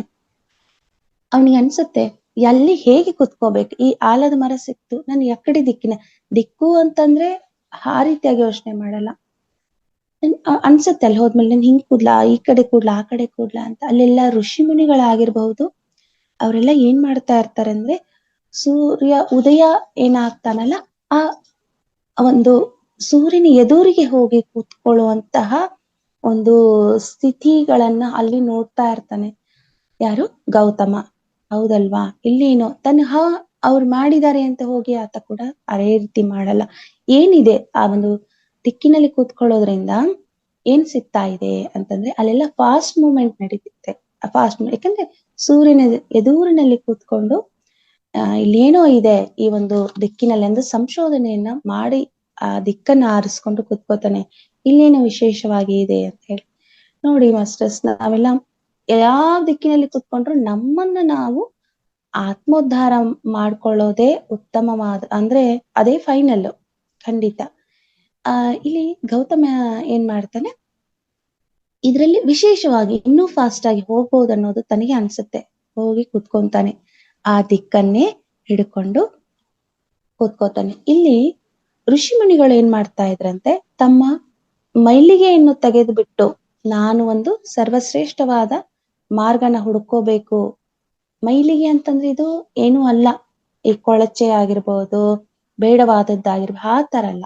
ಬೇಡವಾದದ್ದು ಅನ್ನೋದ್ರಲ್ಲಿ ಒಂದು ಅರ್ಥ ಇದೆ. ಏನದು ಅಂದ್ರೆ ನನ್ನ ಆ ಒಳಗಡೆ ಕಲ್ಮಶನ ತೆಗೆದು ಹಾಕೋತೀನಿ. ಈ ಅರ್ಷಡ್ ವರ್ಗಗಳನ್ನು ನಾನು ಜಯಿಸ್ಬೇಕು. ನನ್ನ ಸತ್ಯ ಮಾರ್ಗವನ್ನು ನಾನು ಹುಡ್ಕೊಂಡು ಹೋದಾಗ ನನಗೆಲ್ಲಾ ಸಪೋರ್ಟ್ ಆಗಿ ಸಿಗುವಂತದ್ದು ಅಂದಾಗ ಆ ಋಷಿ ಮುನಿಗಳು ಮಾಡೋದೇನಂತಂದ್ರೆ ತಮ್ಮೊಳಗಿರುವಂತಹ ಮೈಲಿಗೆಗಳು ಅಂದ್ರೆ ಬೇಡವಾದದ್ದನ್ನು ಅದ್ರ ಬಗ್ಗೆ ಅವರು ಹೇಳ್ತಾ ಇದ್ರೆ ಅಂತಹ ದೊಡ್ಡ ದೊಡ್ಡ ಮಹಾ ಋಷಿಗಳು ಏನ್ ಮಾಡ್ತಾರೆ ಅಂದ್ರೆ ಇಂಥ ದಿಕ್ಕನ್ನ ಆರಿಸ್ಕೊಳ್ತಾರೆ ಅನ್ನೋದು ಇಲ್ಲಿ ಅವರು ಹೇಳ್ತಾ ಇದ್ದಾರೆ. ಆ ಸರ್ವಶ್ರೇಷ್ಠ ಋಷಿಗಳು ಯಾಕೆ ಹಿಂಗ್ ಮಾಡ್ತಾರೆ ಅನ್ನೋದನ್ನ ಅವರು ತಿಳ್ಕೊಂಡ್ಬಿಟ್ಟು ತಾವು ಕೂಡ ಹೌದು ನಾನೀಗ ಸೂರ್ಯನ ಎದುರಿಗೆ ಹೋಗಿ ಕೂತ್ಕೋತೀನಿ ಅಂದ್ರೆ ಆ ಒಂದು ದಿಕ್ಕಿನಲ್ಲಿ ಪೂರ್ವ ದಿಕ್ಕನ್ನ ಆರಿಸ್ಕೊಂಡು ಕೂತ್ಕೊಂತಾರೆ. ಅದೇ ರೀತಿಯಾಗಿ ಗೌತಮ ಏನ್ ಮಾಡ್ತಾನೆ, ಆಲದ ಮರದಲ್ಲಿ ಹೋಗಿ ಆಸನ ಹಾಕೊಂಡು ಕೂತ್ಕೋತಾನೆ. ಚಕ್ಕನ್ ಬಕ್ಕಳೆ ಹಾಕೊಂಡು ಕೂತ್ಕೊಂಡು ಜ್ಞಾನೋದಯ ಪಡೆಯುವಂತ ಹಂಬಲ ಅವನಿಗೆ ಇರತ್ತೆ. ಅನ್ಕೊಂತಾನೆ ನನ್ನ ಚರ್ಮ ಒಣಗಿ ಹೋದ್ರೂ ಪರವಾಗಿಲ್ಲ, ಈ ನರಗಳು ಕೂಡ ಒಣಗಿ ಹೋದ್ರು ಹೋಗ್ಲಿ, ಆಮೇಲೆ ಈ ರಕ್ತ ಕೂಡ ಸುಟ್ಟು ಹೋಗ್ಲಿ, ಒಣಗಿ ಹೋಗ್ಲಿ, ಕರಗಿ ಹೋಗ್ಲಿ, ಏನಾಗತ್ತೆ ಆಗ್ಲಿ, ನನಗೆ ಮಾತ್ರ ಜ್ಞಾನೋದಯ ಸಿಕ್ಕೇ ಸಿಗತ್ತೆ. ಜ್ಞಾನೋದಯ ಸಿಗೋವರೆಗೂ ನಾನು ಇಲ್ಲಿಂದ ಎದ್ದೇಳಲ್ಲ. ಜ್ಞಾನೋದಯ ನನಗೆ ಆಗಲೇಬೇಕು. ಅದಾಗವರೆಗೂ ನಾ ಈ ಒಂದು ಸ್ಥಳವನ್ನು ನಾನು ಬಿಟ್ಟು ಕದಲೋದಿಲ್ಲ ಅನ್ನೋದು ತನ್ನಲ್ಲಿ ತಾನು ಒಳಗಡೆ ಆ ರೀತಿಯಾಗಿ ಹೇಳ್ಕೊತಾನೆ. ಅದೆಲ್ಲ ಒಳಗಡೆ ಹೇಳ್ಕೊತಾನೆ. ಆ ಪ್ರಕೃತಿ ಜೊತೆಗೆ ಅವನು ಅನುಸಂಧಾನ ಆಗಿದ್ದಾನೆ. ಸುಮ್ನೆ ಹೋಗಿ ಅಲ್ಲಿ ಧ್ಯಾನ ಮಾಡ್ಕೊಂಡು ಕೂತ್ಕೊಳ್ತಾನೆ ಅಂದ್ರೆ ನಮ್ಮಂತವ್ರಾದ್ರೆ ಧ್ಯಾನ ಮಾಡ್ಬಿಟ್ರೆ ಏನೋ ಹಂಗೆ ಹಿಂಗೆ ಆ ಪ್ರಕೃತಿ ಜೊತೆಗೆ ಅನುಸಂಧಾನ ಆಗ್ತಾನೆ. ಮೊದ್ಲು ಪ್ರಕೃತಿ ಜೊತೆ ಅನುಸಂಧಾನ ಎಲ್ಲಿ ನೋಡ್ರಿ ಅವನಿಗೆ ಎಲ್ಲಾ ಕಡೆಯಿಂದಲೂ ಆನ್ಸರ್ ಬರ್ತಾ ಇರುತ್ತೆ. ತನ್ನ ಒಳಗಡೆನೆ ಶಕ್ತಿ ಇದೆ ಅನ್ನೋದು ಆತನಿಗೆ ಗೊತ್ತು. ಆ ಶಕ್ತಿನಲ್ಲಿ ಏನ್ ಸಿಕ್ಕಿದೆ ಆ ಕನಸಿನ ಮುಖಾಂತರ ಒಳಗಡೆಯಿಂದ ಅವನಿಗೆ ಗೊತ್ತಾಗಿದೆ. ನಾವೆಲ್ಲ ಈಗ ಹೇಳ್ತೀವಲ್ವಾ, ಆಧ್ಯಾತ್ಮಿಕ ಕನಸುಗಳು ಖಂಡಿತವಾಗ್ಲು ಯಾರು ಇಲ್ಲಿ ನಾವು ಕನಸುಗಳನ್ನ ಬಿಡು ಅದೇನು ಅಂತ ನೆಗ್ಲೆಕ್ಟ್ ಮಾಡ್ತಾ ಇರ್ತೀವಿ. ಕನಸುಗಳಲ್ಲಿ ನಾ ಹೇಳ್ದೆ ಮುಂಚೆನೆ ಆ 3 ರೀತಿಯಾದಂತಹ ಕನಸುಗಳು ಇರ್ತವೆ. ಮೊದಲನೇ ಚಿಂತಿತ ಕನಸುಗಳನ್ನು ಬಿಟ್ಟು ಇನ್ನು ಆಧ್ಯಾತ್ಮಿಕ ಕನಸುಗಳು ಇನ್ನೊಂದು ಅದ್ರ ಹೆಸರು ಬರ್ತಾ ಇಲ್ಲ, ಪರವಾಗಿಲ್ಲ. ಈ ರೀತಿಯಾದಂತಹ ಆ ಕನಸುಗಳು ನಮಗೆ ಹೇಳ್ಕೊಡ್ತಾ ಇರತ್ತೆ, ನೀನು ಈ ರೀತಿ ಮಾಡು, ಮುಂದೆ ನೀನ್ ಮಾಡ್ತಾ ಹೋಗು ಅನ್ನೋದನ್ನ. ಈ ಬುದ್ಧನಿಗೆ ಇರುವಂತಹ ಪ್ರಶ್ನೆಗಳಿಗೆ ಆ ಪ್ರಶ್ನೆಗಳಿಗೂ ಕೂಡ ಆನ್ಸರ್ ಕೊಡುವಂತದ್ದು ನಮ್ಮಲ್ಲಿದೆ. ಆ ಬುದ್ಧನಿಗೆ ಆಗಿದೆ ಅಂದ್ರೆ ಪ್ರತಿಯೊಬ್ಬರಿಗೂ ಆಗತ್ತೆ. ಅದು ಖಂಡಿತವಾಗ್ಲು ಕನಸುಗಳನ್ನ ನಾವು ಫಾಲೋ ಮಾಡ್ಬಿಟ್ಟು ಮಾಡ್ತಾ ಹೋದಾಗ ನಮ್ಗೆ ಖಂಡಿತ ಆ ಆಧ್ಯಾತ್ಮಿಕ ಕನಸುಗಳಲ್ಲಿ ನಮ್ಮನ್ನ ಇನ್ನೂ ಮುಂದುವರ್ಸ್ಕೊಂಡು ಹೋಗ್ಬೋದು. ನಾವೇ ಇನ್ನೂ ಸಾಧನೆಯನ್ನು ಮಾಡ್ತಾ ಮುಂದೆ ಹೋಗ್ತಾ ನಮ್ಮ ಗುರಿನ ನಾವು ತಲುಪಬಹುದು. ಈ ಗೌತಮ ಕೂಡ ಅದೇ ರೀತಿಯಾಗಿ ಆ ರೀತಿಯಾದಂತ ಹಿಡ್ಕೊಂಡು ಕನಸುಗಳು ಅವನಿಗೆ ಬಲವಾದ ಒಂದು ಸ್ಥಿತಿನ ತೆಗೆದುಕೊಳ್ಳುವಂತಹ ಪರಿಸ್ಥಿತಿನ ಕೊಟ್ಟು, ಅದಾದ್ಮೇಲೆ ಒಂದು ನೈರಂಜ ನದಿಗೆ ಅನ್ನ ಪ್ರಸಾದ ಪಾತ್ರೆಯನ್ನು ಇಟ್ಟಾಗ ಅಲ್ಲಿ ಕೂಡ ಪ್ರಕೃತಿ ಆತನಿಗೆ ಹೇಳಿತು, ನಿನ್ನ ಪ್ರಶ್ನೆಗೆ ಉತ್ತರ ಅಂತ ತೋರಿಸ್ತು. ಅದೇ ರೀತಿಯಾಗಿ ಮುಂದೆ ಏನಾಗತ್ತೆ ನೋಡೋಣ. ಇಲ್ಲಿ ಆ ಒಂದು ಗಯಾಕ್ಕೆ ಹೋಗಿರ್ತಾನಲ್ವಾ, ಅಲ್ಲಿ ಗಯಾ ಜನ ಅಂದ್ರೆ ಜ್ಞಾನೋದಯ ಮಾಡ್ಕೋಬೇಕಂತ ಹೇಳ್ತಾರಲ್ಲ, ಅವಾಗ ಆ ಊರು ಬಿಟ್ಟು ಹೊರಗಡೆ ಬಂದು ಅಲ್ಲಿ ಇವಾಗ ಪದ್ಮಾಸನ ಹಾಕೊಂಡು ಕೂತ್ಕೊಂಡ, ಆ ಆಲದ ಮರಣ ಹಿಡ್ಕೊಂಡು ಕೂತ್ಕೊಂಡಿದ್ದಾನೆ. ಕೂತ್ಕೊಂಡು ಅಲ್ಲಿ ಜನ ಅನ್ಕೊಂತಾರೆ, ತುಂಬಾ ಗಾಂಭೀರ್ಯದೊಂದಿಗೆ ನಾಗಾಗಳ ರಾಜನಾದಂತಹ ಆ ಕಾಳನು ಅಂತ ನಾನು ಹೇಳಿನಲ್ವಾ, ಆ ಪಾತ್ರೆ ಹೋಗಿ ಆತನ ಹತ್ರನ ಹೋಗಿ ಮುಳುಗ್ಬಿಡತ್ತೆ. ಅಂದ್ರೆ ಆ ನದಿಯ ದಡದಲ್ಲಿ ಹೋಗಿ ಮುಳುಗುತ್ತಲ್ಲ, ಆ ಒಂದು ರಾಜ, ಆ ಊರಿನ ರಾಜ, ಆ ಕಾಳ ಮತ್ತು ಅವನ ಪತ್ನಿ ಸುವರ್ಣ ಪ್ರಭಾಸಿ ಎನ್ನುವ ಆ ಕಾಳ ರಾಜ ಏನಿರ್ತಾನೆ ಆತನ ಪತ್ನಿ, ಅವರಿಗೆ ಈ ವಿಷಯ ಅರ್ಥ ಆಗತ್ತೆ. ಆಲದ ಮರೆಯಲ್ಲಿ ಕುಳಿತಿದಂತಹ ಗೌತಮನು ಖಂಡಿತವಾಗ್ಲೂ ಜ್ಞಾನೋದಯ ಪಡಿತಾನೆ. ತುಂಬಾ ಖುಷಿ ಆಗುತ್ತೆ ಅವ್ರಿಗೆ. ನಮ್ಮ ಊರಲ್ಲಿ ಈ ಗೌತಮ ಈ ರೀತಿಯಾದಂತಹ ಮನಸ್ಥಿತಿ ಉಳ್ಳವನು, ಆತನಿಗೆ ಏನ್ ಬೇಕಾಗಿದೆ, ಜ್ಞಾನೋದಯ ಬೇಕಾಗಿದೆ. ಆತ ಯಾರ ಮಾತನ್ನು ನಂಬಂಗಿಲ್ಲ. ಫಸ್ಟ್ ಆಫ್ ಆಲ್ ಯಾರ ಮಾತು ಕೇಳೋದಿಲ್ಲ, ನಂಬೋದಿಲ್ಲ.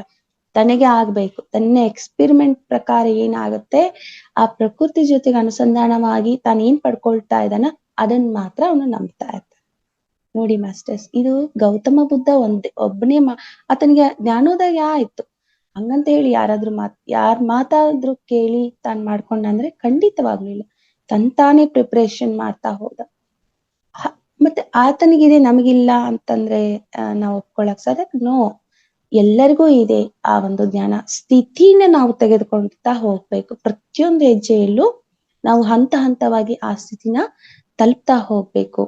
ಹೀಗೆ ಆ ರಾಜ ರಾಣಿಯವ್ರಿಗೆ ತುಂಬಾ ಖುಷಿ ಆಗತ್ತೆ. ಗೌತಮ ಏನ್ ಅನ್ಕೊಂಡಿದ್ದಾನೆ ಆತ ಪಡೆದೇ ಪಡಿತಾನೆ. ಆತನಿಗೆ ತುಂಬಾ ಹಂಬಲ ಇದೆ. ಆತನಿಗೆ ಆ ಒಂದು ಸ್ಥಿತಿ ತಲುಪ್ತಾನೆ ಅಂತ ಹೇಳಿ ತುಂಬಾ ಖುಷಿ ಆಗತ್ತೆ. ಇದೆಲ್ಲ ಸುದ್ದಿ ಕೇಳಿ ಅವರಿಗೆ ತುಂಬಾ ಖುಷಿಯಾಗಿ ಖಂಡಿತ ಜ್ಞಾನೋದಯ ಪಡ್ಕೊಳ್ತಾನೆ ಗೌತಮ ಅಂತ ಹೇಳ್ಬಿಟ್ಟು ಪ್ರಶಂಸೆ ಮಾಡ್ತಾ ಹೋಗ್ತಾರೆ. ಆಮೇಲೆ ಪರಿಪೂರ್ಣವಾದ ಜ್ಞಾನ ಅವನು ತೆಗೆದುಕೊಳ್ತಾನೆ ಅಂದ್ರೆ ಜ್ಞಾನೋದಯ ಪಡಿತಾನೆ ಅಂತ ಹೇಳಿ ಅವರು ಎಲ್ರ ಜೊತೆಗೆ ಹೇಳ್ತಾನೆ ಹೋಗ್ತಾರೆ. ಯಾರು? ರಾಜರಾಣಿ, ಆ ಕಾಳ ರಾಜ ಮತ್ತು ಆತನ ಪತ್ನಿ. ಖುಷಿ ಆಗತ್ತೆ. ಇದೇ ನಡೀತಾ ಹೋಗುತ್ತೆ. ಈ ರೀತಿ ಹೋದಾಗ ಏನ್ ಹೇಳ್ತಾರೆ, ಆತನ ಒಂದು ಪದತಲದ ಘಾತದಿಂದ ಭೂಮಿಯಲ್ಲಿ ಆತ ಏನು ಆಸನ ಹಾಕೊಂಡು ಅದ್ರ ಮೇಲೆ ಕೂತ್ಕೊಂಡಿದ್ದಾನೆ, ಭೂಮಿ ಮೇಲೆ ಅಂದ್ರೆ ಆ ಆಲದ ಮರದ ಕೆಳಗಡೆ ನೋಡಿ, ಎಲ್ಲಾ ಪ್ರಕೃತಿಯ ಮಧ್ಯದಲ್ಲಿ ಆತ ಕೂತ್ಕೊಂಡಿದ್ದಾನೆ. ಅಲ್ಲಿ ಒಂದು ಪ್ರತಿಧ್ವನಿ ಆಗತ್ತೆ, ನಿನಗೆ ಜ್ಞಾನೋದಯವಾಗತ್ತೆ, ನೀನು ಸರಿಯಾದ ಮಾರ್ಗವನ್ನೇ ಹಿಡ್ಕೊಂಡಿದೀಯಾ, ನೀನು ಆಕಾಶವಾಣಿ ಆಗತ್ತೆ. ಖಂಡಿತವಾಗ್ಲು ನೀನು ಇದೇ ದಾರಿನ ಮುಂದುವರ್ಸು ಅಂತ ಹೇಳ್ಬಿಟ್ಟು ಅಲ್ಲೊಂದು ಪ್ರತಿಧ್ವನಿ ಆಗತ್ತೆ. ಹೇ ಋಷಿ, ನೀನ್ ಮಾಡ್ತಾ ಇರೋದು ಸರಿಯಾಗಿದೆ. ಈ ವೈಭವವು ಹೇಗಿದೆ ಅಂದ್ರೆ ಸೂರ್ಯನಂತೆ ಪ್ರಜ್ವಲಿಸ್ತಾ ಇದೆ, ಸೂರ್ಯನಂತೆ ಬೆಳಗ್ತಾ ಇದೆ. ನೀನು ಹಿಡ್ಕೊಂಡಿರುವ ದಾರಿ ಸೂರ್ಯನಂತೆ ಬೆಳಕು ಕೊಡ್ತಾ ಇದೆ. ಅಲ್ಲಿ ಆಕಾಶವಾಣಿ ನೋಡಿ ಹೇಗೆ ಹೇಳ್ತೀವಿ, ಹೇ ಮಹಾಋಷಿ, ಹೇ ಋಷಿಯೇ, ನೀನ್ ಮಾಡ್ತಾ ಇರೋದು ಸರಿಯಾಗಿದೆ, ಇದನ್ನ ಮುಂದುವರಿಸು ಅಂತ ಹೇಳ್ತಾರೆ.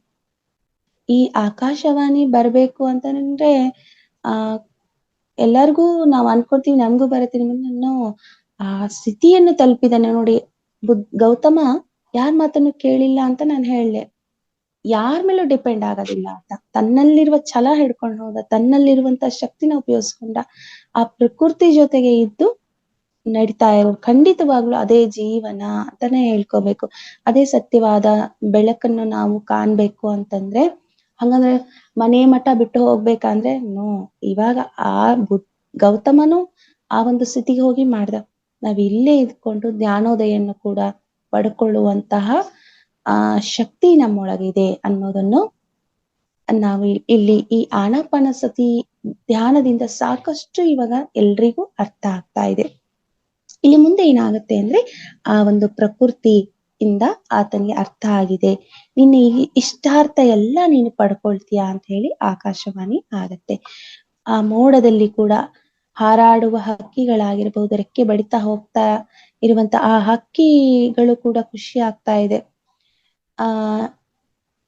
ಈ ರೀತಿಯಾಗಿ ನಡೀತಾ ಇದ್ದಾಗ ಮತ್ತೆ ಆಕಾಶವಾಣಿ ಆಗತ್ತೆ, ನಿನಗೆ ವಂದನೆಗಳು ಅಂತ ಹೇಳ್ಬಿಟ್ಟು ಅಲ್ಲಿ ಆಕಾಶವಾಣಿ ಆಗತ್ತೆ. ನೀನೇನ್ ಒಂದು ಪಥ ಹಿಡ್ಕೊಂಡು ಹೋಗ್ತಾ ಇದೀಯ, ಖಂಡಿತವಾಗ್ಲೂ ಅಲ್ಲಿ ಸಾಧನೆ ನಿನಗೆ ಸಿಗತ್ತೆ ಅಂತ ಹೇಳ್ಬಿಟ್ಟು ನಿನಗೆ ವಂದನೆಗಳು ಅಂತ ಹೇಳಿ ಆ ಪ್ರಕೃತಿನೇ ಹೇಳ್ತಾ ಇದೆ.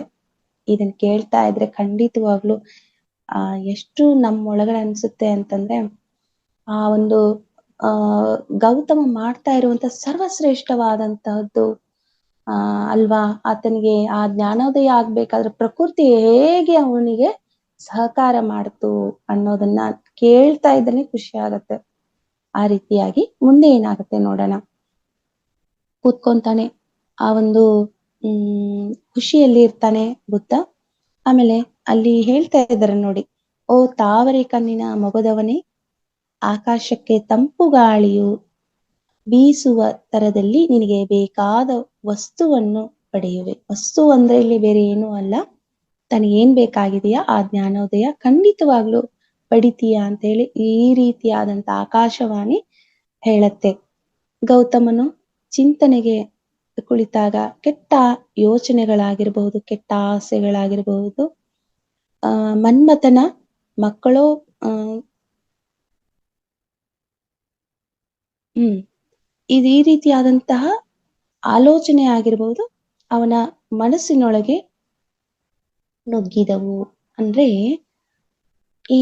ನನ್ನ ಕೆಟ್ಟ ಆಲೋಚನೆಗಳಾಗಿರ್ಬೋದು ನನ್ನನ್ನು ಎಬ್ಸುತ್ತಾ ನನಗೇನಾದ್ರೂ ಡಿಸ್ಟರ್ಬ್ ಮಾಡ್ತಾವ ಏನು ಅಂತ ಹೇಳಿ ಒಂದು ಆಲೋಚನೆ ಮಾಡ್ತಾನೆ. ಯಾಕಂದ್ರೆ ಸ್ಟಾರ್ಟಿಂಗ್ ಕೂತ್ಕೊಂತ ಇದ್ದಾನೆ, ನನ್ನನ್ನು ಎಲ್ಲಿ ಇದು ಡಿಸ್ಟರ್ಬ್ ಮಾಡತ್ತಾ, ನನಗೆ ಎಲ್ಲ ಭಂಗ ಏನಾದ್ರೂ ತರತ್ತಾ ಕೆಟ್ಟ ಆಲೋಚನೆಗಳು ಆಸೆಗಳು ಅಂತ ಹೇಳ್ಬಿಟ್ಟು ಅವನಿಗೆ ಒಂದು ವಿಚಾರ ಬರುತ್ತೆ. ಅದಕ್ಕೆ ಗೌತಮನಿಗೆ ಒಂದ್ ಕಡೆ ಸ್ವಲ್ಪ ಹೆದರಿಕೆ ಆಯ್ತು. ಹೆದರಿಕೆ ಆದ ಅವೆಲ್ಲವೂ ಕೂಡ ಆಮೇಲೆ ಏನ್ ಅನ್ನಿಸ್ತಾ ಇದೆ ಅಂದ್ರೆ ಉದ್ದೇಶವನ್ನು ಎಲ್ಲಿ ಸೋಲಿಸ್ತದೆ ಅನ್ನೋ ಒಂದು ಭಯ ಆಗತ್ತೆ. ಸ್ವಲ್ಪ ಅವನು ಅನ್ಕೊಳ್ತಾನೆ, ನನ್ಗೆ ಏನಾದ್ರೂ ಕಷ್ಟ ಆದ್ರೆ ಹೇಗೆ, ಅಂದ್ರೆ ನಾನು ಇದನ್ನ ಭಂಗ ಆಗ್ಬಿಟ್ರೆ ಹೇಗೆ, ಇಷ್ಟೆಲ್ಲ ನನಗೆ ಪ್ರಕೃತಿ ಒಳಗಡೆ ಗಾಢವಾದ ಒಂದು ಸ್ವಚ್ಛವಾದ ಮನಸ್ಸಿದೆ, ಅಲ್ಲೆಲ್ಲ ಸಿಗ್ತಾ ಇದೆ, ಈ ಪ್ರಕೃತಿನೇ ನನಗೆ ಇಷ್ಟ ಹೇಳಿದೆ, ಎಲ್ಲಿ ಏನಾದ್ರೂ ಭಂಗ ಮಾಡಿದ್ರೆ ಹೇಗೆ ಅನ್ನೋದು ಒಂದು ಸುಳಿವು ಒಳಗಡೆ ಹೋಗುತ್ತೆ.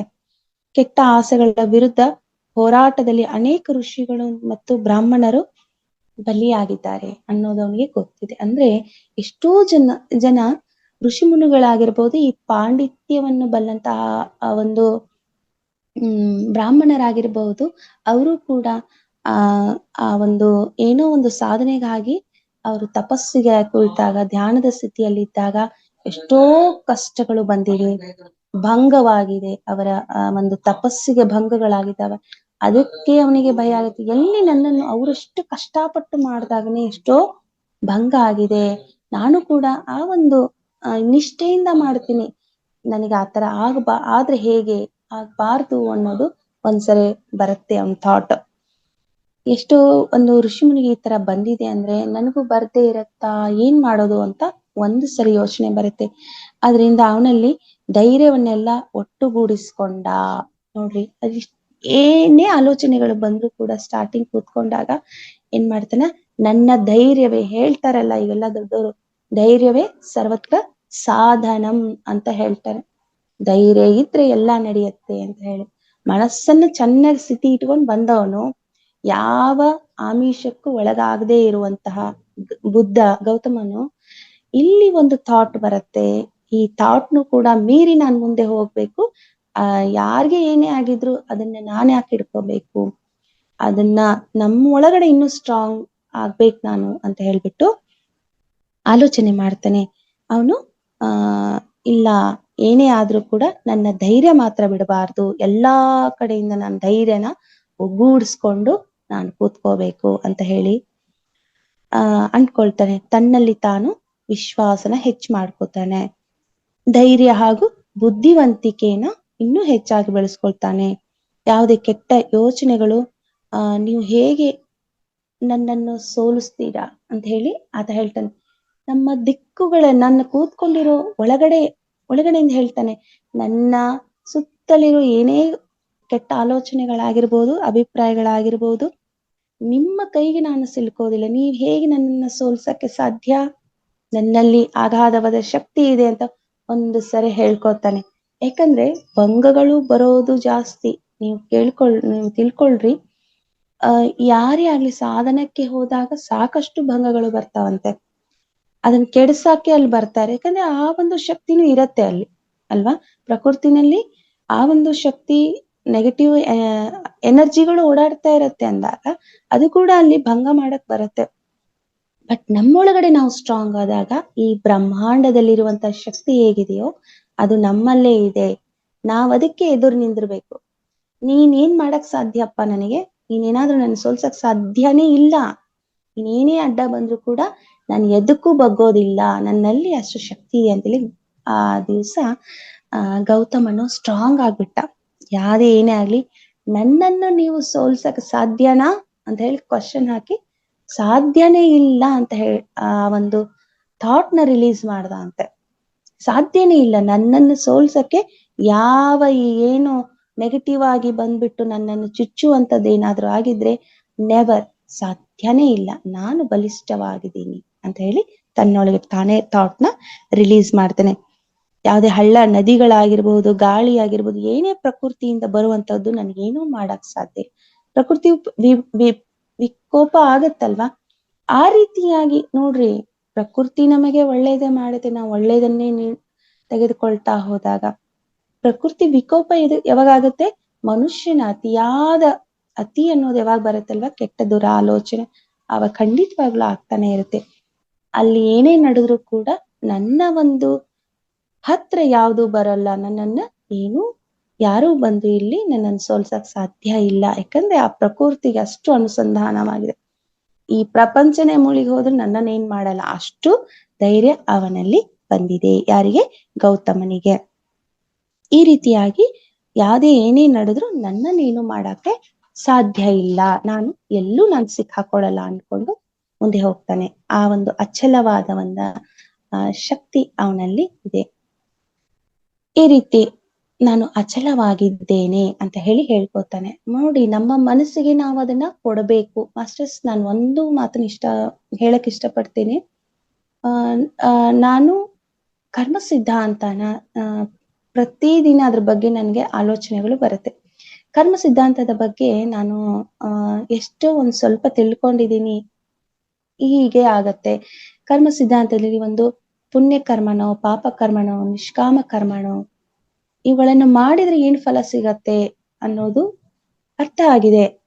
ತಿಳ್ಕೊಂಡಾಗ ಅರ್ಥ ಆಗತ್ತೆ ಎಲ್ರಿಗ. ಅದೇ ರೀತಿಯಾಗಿ ನಾನು ಒಂಚೂರು ಅರ್ಥ ಮಾಡ್ಕೊಂಡಿದೀನಿ ಅಂತಂದ್ರೆ, ಅದ್ರ ಮೇಲ್ ಹೇಳಕ್ಕೆ ನಾನು ಏನ್ ಇಷ್ಟಪಡ್ತೀನಿ ಅಂತಂದ್ರೆ, ನಮ್ಮೊಳಗಡೆ ಒಂದು ಬಲಿಷ್ಠವಾದದ್ದು ಶಕ್ತಿ ಇದೆ, ಅದನ್ನ ಉಪಯೋಗಿಸ್ಕೋಬೇಕು. ಉಪಯೋಗಿಸಿ ಅದ್ರ ಹಿಂದೆ ಹೋಗ್ಬೇಕು ಅನ್ನೋದನ್ನ ಅಲ್ಲಿ ಕಲಿತೆ. ಇವತ್ತಿಲ್ಲಿ ಗೌತಮ ನೋಡ್ರಿ ಎಷ್ಟು ಬಲಿಷ್ಠವಾಗಿ ತನ್ನೊಳಗೆ ತಾನು ಹೇಳ್ಕೊತಾನೆ. ನಾವ್ ಏನನ್ನು ಒಳಗಡೆ ಕೊಡ್ತೀವೋ ನಮ್ಮ ಸಬ್ ಕಾನ್ಶಿಯಸ್ ಮೈಂಡ್ ಅದನ್ನೆಲ್ಲವನ್ನು ಗ್ರಹಿಕೆ ಮಾಡತ್ತೆ. ಹೇಳ್ತೀವಲ್ಲ, ನೀನ್ ನೆಗೆಟಿವ್ ರಿಲೀಸ್ ಮಾಡಿದ್ರೆ ನೆಗೆಟಿವೇ ಬರುತ್ತೆ, ಪಾಸಿಟಿವ್ ರಿಲೀಸ್ ಮಾಡಿದ್ರೆ ಪಾಸಿಟಿವೇ ಬರುತ್ತೆ. ಅದೇ ರೀತಿಯಾಗಿ ಗೌತಮ ಬುದ್ಧ ಇಲ್ಲಿ ಹೇಳ್ತಾರೆ. ನಾನು ಯಾಕೆ ಕರ್ಮ ಸಿದ್ಧಾಂತನ ತೆಗೆದುಕೊಂಡೆ ಅಂತಂದ್ರೆ, ಏನಾದ್ರೂ ಹೀಗಾಗುತ್ತಾ, ಹಾಗಾಗುತ್ತಾ, ಹೀಗಾಗುತ್ತಾ, ಇಲ್ಲಿ ನಾವು ಏನು ಆಲೋಚನೆ ಮಾಡ್ತಾ ಇದೀವೋ ಅದು ನಮ್ಮನ್ನ ನಡೆಸ್ತಾ ಹೋಗುತ್ತೆ. ಖಂಡಿತವಾಗ್ಲೂ ಕರ್ಮ ಸಿದ್ಧಾಂತದಲ್ಲಿ ಕರ್ಮಾನುಸಾರವಾಗಿ ಎಲ್ಲವೂ ನಡೀತಾ ಇರತ್ತೆ. ಒಳ್ಳೇದು ಮಾಡಕ್ ಹೋಗ್ತಾ ಇದ್ರೆ ನಮಗೆ ಅಲ್ಲೇ ದೃಷ್ಟಿ ಇರ್ಬೇಕು, ಅಲ್ಲೇ ಮನಸ್ಸಿರ್ಬೇಕು, ಅದನ್ನ ಮಾಡ್ಬೇಕು. ಕೆಡಿಸಕ್ಕೆ ಬೇರೆ ಮೂಲಗಳಿಂದ ಬರ್ತಾನೆ ಇರತ್ತೆ, ನಾವಲ್ಲಿ ಮುಳುಗಬಾರದು ಅನ್ನೋದನ್ನ ಹೇಳ್ತಾ ಇದ್ದೀನಿ ಅಷ್ಟೇ. ಎಸ್, ಆ ಟಾಪಿಕ್ ಬೇಡ ಈಗ. ಈ ರೀತಿಯಾಗಿ ಗೌತಮನು ಏನು ಅಂತಂದ್ರೆ, ಅಚಲನಾಗಿದ್ದೇನೆ ನಾನು ಅನ್ನೋದು ಥಾಟ್ ರಿಲೀಸ್ ಮಾಡ್ದ. ನಾನು ಅಚಲನಾಗಿದ್ದೇನೆ, ಬಲಿಷ್ಠನಾಗಿದ್ದೇನೆ, ಯಾವ ದುಷ್ಟತನವೂ ಕೂಡ ನನ್ನನ್ನು ಸೋಲ್ಸಕ್ ಸಾಧ್ಯ ಇಲ್ಲ ಅನ್ನೋದನ್ನ ಥಾಟ್ನ ರಿಲೀಸ್ ಮಾಡ್ತಾನೆ. ಈ ರೀತಿಯಾಗಿ ಮುಂದೆ ಯಾವ ಒಂದು ಕೆಟ್ಟ ಯೋಚನೆಗಳು ನನ್ನನ್ನ ಎಲ್ಲೂ ಸಿಲುಕಿಸುವುದಿಲ್ಲ, ನಾನು ಇದರಲ್ಲಿ ಸಕ್ಸಸ್ನ ಕಾಣ್ಕೊಂತೀನಿ ಅಂತ ಹೇಳಿ ತನ್ನೊಳಗಡೆ ಅನ್ನಿಸ್ತಾ ಇದೆ. ಎಸ್, ಕೊನೆಗೆ ಏನಾಗುತ್ತೆ ಅಂತಂದ್ರೆ, ತಾನು ಕೂತ್ಕೊಂಡು ಸಾಕಷ್ಟು ಜ್ಞಾನ ತೆಗೆದುಕೊಳ್ತಾ ಇದರಲ್ಲಿ ಸಕ್ಸಸ್ನ ಪಡಿಬೇಕು ಅಂತ ಕೂತ್ಕೊಂತಾನೆ. ಇದೇ ರೀತಿಯಾಗಿ ಗೌತಮನ ತಲೆಯಲ್ಲಿ ಕೆಟ್ಟ ಯೋಚನೆಗಳಾಗಿರಬಹುದು, ಆಮೇಲೆ ಒಂದು ಕಲ್ಲಿನ ತುಂಡನ್ನು, ಆಮೇಲೆ ಮಾಂಸದ ಮುದ್ದೆಯನ್ನು ಭ್ರಮಿಸಿ ಒಂದು ಕಾಗೆಗಳಂತೆ ಇಲ್ಲಿ ನವಿರಾದ ತುತ್ತು ಇದೆ, ಬಹುತೇಕ ಸಿಹಿಯಾಗಿರುವಂತದ್ದು ಒಳಗೆ ಹೋಗದು. ಯಾವಾಗ್ಲೂ ಮನುಷ್ಯರಿಗೆ ಏನು ಥಾಟ್ ಬರುತ್ತೆ ಅಂದ್ರೆ, ಇಲ್ಲಿ ನಾನು ಬರ್ಕೊಂಡಿದ್ದೀನಿ ಅದ್ರ ಪ್ರಕಾರ, ಇಲ್ಲಿ ಕೆಟ್ಟ ಆಲೋಚನೆಗಳು ಯಾವಾಗ್ಲೂ ಹೇಗಿರುತ್ತೆ ಅಂದ್ರೆ, ಬೇಗ ನಾವು ಊಟ ಮಾಡ್ಬಿಡ್ತೀವಿ. ಅಂದ್ರೆ ಅದನ್ನ ಗ್ರಹಿಕೆ ಜಾಸ್ತಿ ಆಗತ್ತೆ. ಒಳ್ಳೆ ಆಲೋಚನೆಗಳು ಬೇಗ ಅದನ್ನ ನಾವು ಹಿಡ್ಕೊಳ್ಳೋದಿಲ್ಲ ಅನ್ನೋದು ಇಲ್ಲಿ ಹೇಳ್ತಾ ಇದ್ದಾನೆ. ಯಾವ್ದೇ ಕೆಟ್ಟ ಆಲೋಚನೆ ಬಂದ್ಬಿಟ್ರೆ ಅದೊಂದು ತುತ್ತು ಅಂತ ಹೇಳಿ ನಾವು ಉಂಡು ಬಿಡ್ತೀವಿ.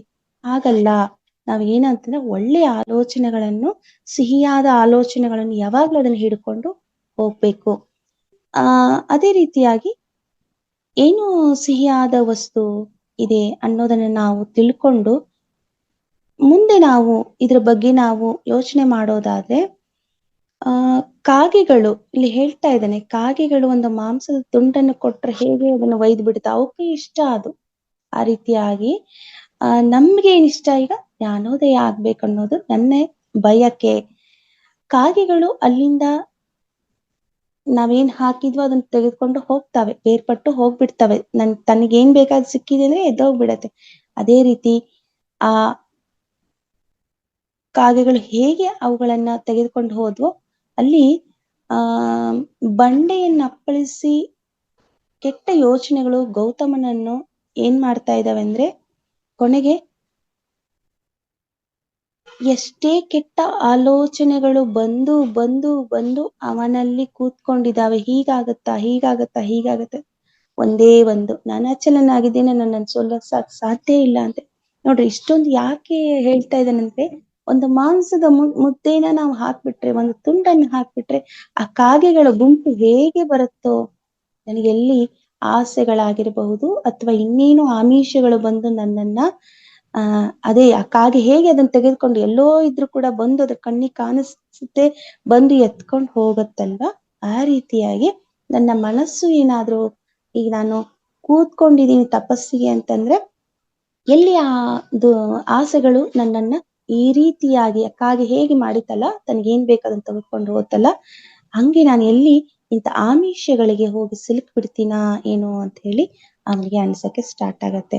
ಎಸ್, ನೋ, ಸಾಧ್ಯನೇ ಇಲ್ಲ, ನಾನು ಜ್ಞಾನೋದಯ ಪಡಿತೀನಿ ಅಂತ ಹೇಳಿ ಕೂತ್ಕೊಂಡು ಸಾಕಷ್ಟು ಸಾಧನೆ ಮಾಡ್ತಾನೆ ಮಾಸ್ಟರ್ಸ್. ಕೂತ್ಕೊಂತಾನೆ, ಒಳಗಡೆ ಒಂದು ತನ್ನ ಒಂದು ಅಂತರಾಳಕ್ಕೆ ಹೋಗಿ ತಲುಪ್ತಾನೆ. ಅಂತರಾಳಕ್ಕೆ ಹೋಗಿ ತಲುಪಿ ಎಷ್ಟೋ ದಿವಸಗಳವರೆಗೂ ತಾನು ಧ್ಯಾನದ ಸ್ಥಿತಿಯಲ್ಲಿ ಕೂತ್ಕೊಂತಾನೆ. ಸಾಕಷ್ಟು ಒಳಗಡೆಯ ಒಂದು ಆನಂದವನ್ನು ಪಡಿತಾ ಹೋಗ್ತಾನೆ, ಆ ಸಂತೋಷವನ್ನು ಅನುಭವಿಸ್ತಾ ಹೋಗ್ತಾನೆ. ಸಾಕಷ್ಟು ಸಾಧನೆ ಮಾಡಿದ್ಮೇಲೆ ಆತ ಜ್ಞಾನೋದಯವನ್ನು ಪಡೀತಾನೆ. ಕೊನೆಗೆ ಆ ಪ್ರಕೃತಿನ ಹೇಳ್ತೀನಿ, ಹೇ ಗೌತಮ, ನೀನು ಜ್ಞಾನೋದಯವನ್ನು ಪಡೆದಿ ಅಂತ ಹೇಳ್ಬಿಟ್ಟು ಇದು ಮುಂದೆ ಬರುತ್ತೆ. ಇದು ತಾತ್ಪರ್ಯ ಇನ್ನೂ ಹೇಳೋದಿದೆ. ಜ್ಞಾನೋದಯ ಹೇಗೆ ಮಾಡ್ಕೊಂಡ ಅನ್ನೋದು ಅಷ್ಟು ಆತ ಕುಳಿತ ತನಗೆ ಆಲೋಚನೆ ಬರುತ್ತೆ ಮಾಸ್ಟರ್ಸ್. ಇದನ್ನ ನಾವು ಎಲ್ರು ತಿಳ್ಕೊಳ್ಳೋಣ. ಕಾಗೆಗಳು ಏನ್ ಬೇಕೋ ಇವತ್ ನಾವ್ ಅದನ್ನ ಏನೋ ಒಂದ್ ಹಾಕಿದ್ರು ಬಂದು ತಗೊಂಡ್ಕೊಂಡು ಹೋಗುತ್ತೆ. ಅಲ್ಲಿ ನಾನು ಅದ್ರಲ್ಲಿ ಏನೇನ್ ಸೇರ್ಸಿದೀನಿ ಏನೇನಿಲ್ಲ, ಓಕೆ, ಅದ್ರದ್ದು ಆಹಾರ ಆಗಿರ್ಬೋದು, ಆ ಮಾಂಸದ ಉಂಡೆ ಆಗಿರ್ಬೋದು, ಇನ್ನೇನೋ ಆಗಿರ್ಬೋದು, ಅದು ಏನಂದ್ರೆ ಮೇಲ್ ಹಾರಾಡ್ತಾ ಇದ್ರೆ ಆರ ಕಣ್ಣಿಗೆ ಬೇಗ ಕಾಣಿಸುತ್ತೆ ಅಂತೆ. ಹಂಗೆ ನಾನು ಈ ತಪಸ್ಸನ್ನು ಭಂಗ ಕೂತ್ಕೊಂಡಾಗ ಎಲ್ಲಿ ನನ್ನ ಆಲೋಚನೆಗಳು ಬೇಡವಾದ್ರ ಕಡೆ ಹೋಗ್ತಾವೋ, ಕಾಗೆಗಳ ತರ ಹಾರಿ ಹೋಗ್ತಾವೋ ಏನೋ ಅಂತ ಒಂದು ಭಯ ಇತ್ತು. ಆವಾಗ ಈ ಥಾಟ್ ನ ರಿಲೀಸ್ ಮಾಡ್ತಾನೆ, ನನ್ಗೆ ಯಾವ್ದು ಆ ತರ ಸುಳಿವು ಬರೋದೇ ಇಲ್ಲ, ನಾನು ಅಚಲನಾಗಿದ್ದೇನೆ, ನನ್ನನ್ನ ಸೋಲ್ಸಕ್ಕೆ ಏನಾದ್ರೂ ನಿಮ್ಗಾಗತ್ತಾ, ಸಾಧ್ಯನೇ ಇಲ್ಲ ಅಂತ ಆ ಎಲ್ಲಾ ಬಂದಿರೋ ಥಾಟ್ಗೆ ಹೇಳ್ತಾ ಇದ್ದಾನೆ. ಸಾಧ್ಯನೇ ಇಲ್ಲ, ನನ್ನಲ್ಲಿ ಆ ಶಕ್ತಿ ಇಟ್ಕೊಂಡು ನಾನು ಹೋಗ್ತೀನಿ ಅಂತ ಹೇಳಿ ಕುತ್ಕೊಂಡು ಜ್ಞಾನೋದಯ ಪಡಿತಾನೆ. ಜ್ಞಾನೋದಯ ಹೇಗ್ ಪಡಿತಾನ ಅನ್ನೋದು ಕೂಡ ಇದೆ. ನನಗೆ ಮುಂದೆ ಒಂದು ಅವಕಾಶ ಸಿಕ್ಕಾಗ ಅದ್ರ ಜ್ಞಾನೋದಯ ಬಗ್ಗೆ ಹೇಳ್ತೇನೆ. ಈ ಸ್ಥಿತಿಯಲ್ಲಿ ಕೂತ್ಕೊಂಡಾಗನೆ ಅವನು ಜ್ಞಾನೋದಯ ಪಡಿತಾನೆ ಮಾಸ್ಟರ್ಸ್. ಓಕೆ, ನಾವ್ ಇಷ್ಟನ್ನ ನಾವ್ ಅನ್ಕೋಬೇಕು, ನಮ್ಮೊಳಗಡೆ ಶಕ್ತಿ ಇದೆ. ನಾವೇನೇ ಹೇಳ್ಕೊಂಡ್ರು ನಮ್ಮಲ್ಲಿ ಏನೇ ನೆಗೆಟಿವಿಟೀಸ್ ನಮ್ಗೆ ಚುಚ್ಚುತ್ತಾ ಇರತ್ತೆ, ನೋ, ನೀವೇನೇ ಚುಚ್ಚಿದ್ರು ನನ್ನನ್ನ ಕುಗ್ಸಕ್ ಸಾಧ್ಯ ಇಲ್ಲ ಅಂತ ನಾವು ಹೇಳ್ಕೊಂಡು ಕೂತ್ಕೊಂಡಾಗೆ ನಮ್ಮ ಗುರಿನ ನಾವು ತಲುಪೋಕೆ ಸಾಧ್ಯ ಆಗತ್ತೆ. Thank you masters. ಇಷ್ಟೊತ್ತು ಅವಕಾಶ ಕೊಟ್ಟಂತಹ ರಂಗನಾಥ್ ಸರ್ಗೆ ಅನಂತ ಧನ್ಯವಾದಗಳನ್ನು ಸಲ್ಲಿಸ್ತೀನಿ. ಹಾಗೆ ಎಲ್ರೂ ಇಲ್ಲಿ ಸೇವೆಯನ್ನು ಮಾಡಕ್ಕೆ ಬಂದಿದ್ದೀವಿ, ಈ ಒಂದು ಗ್ರೂಪ್ ಅಲ್ಲಿ ಕೂತ್ಕೊಂಡಿದೀವಿ, ಎಲ್ರು ಎಲ್ಲಾ ಸೇವೆಯನ್ನು ಮಾಡ್ಲಿಕ್ಕೆ ಏನು ಬಂದಿದ್ದೀರಾ, ಎಲ್ರಿಗೂ ನಾನು ಧನ್ಯವಾದಗಳನ್ನು ಹೇಳ್ತೀನಿ. ಎಲ್ಲ ಮಾಸ್ಟರ್ಸ್ಗೂ ಕೂತ್ಕೊಂಡಂತ ಎಲ್ಲ ಮಾಸ್ಟರ್ಸ್ಗೂ ನಾನು ಕೃತಜ್ಞತೆ ಧನ್ಯವಾದಗಳನ್ನು ಅರ್ಪಿಸ್ತೀನಿ. Thank you.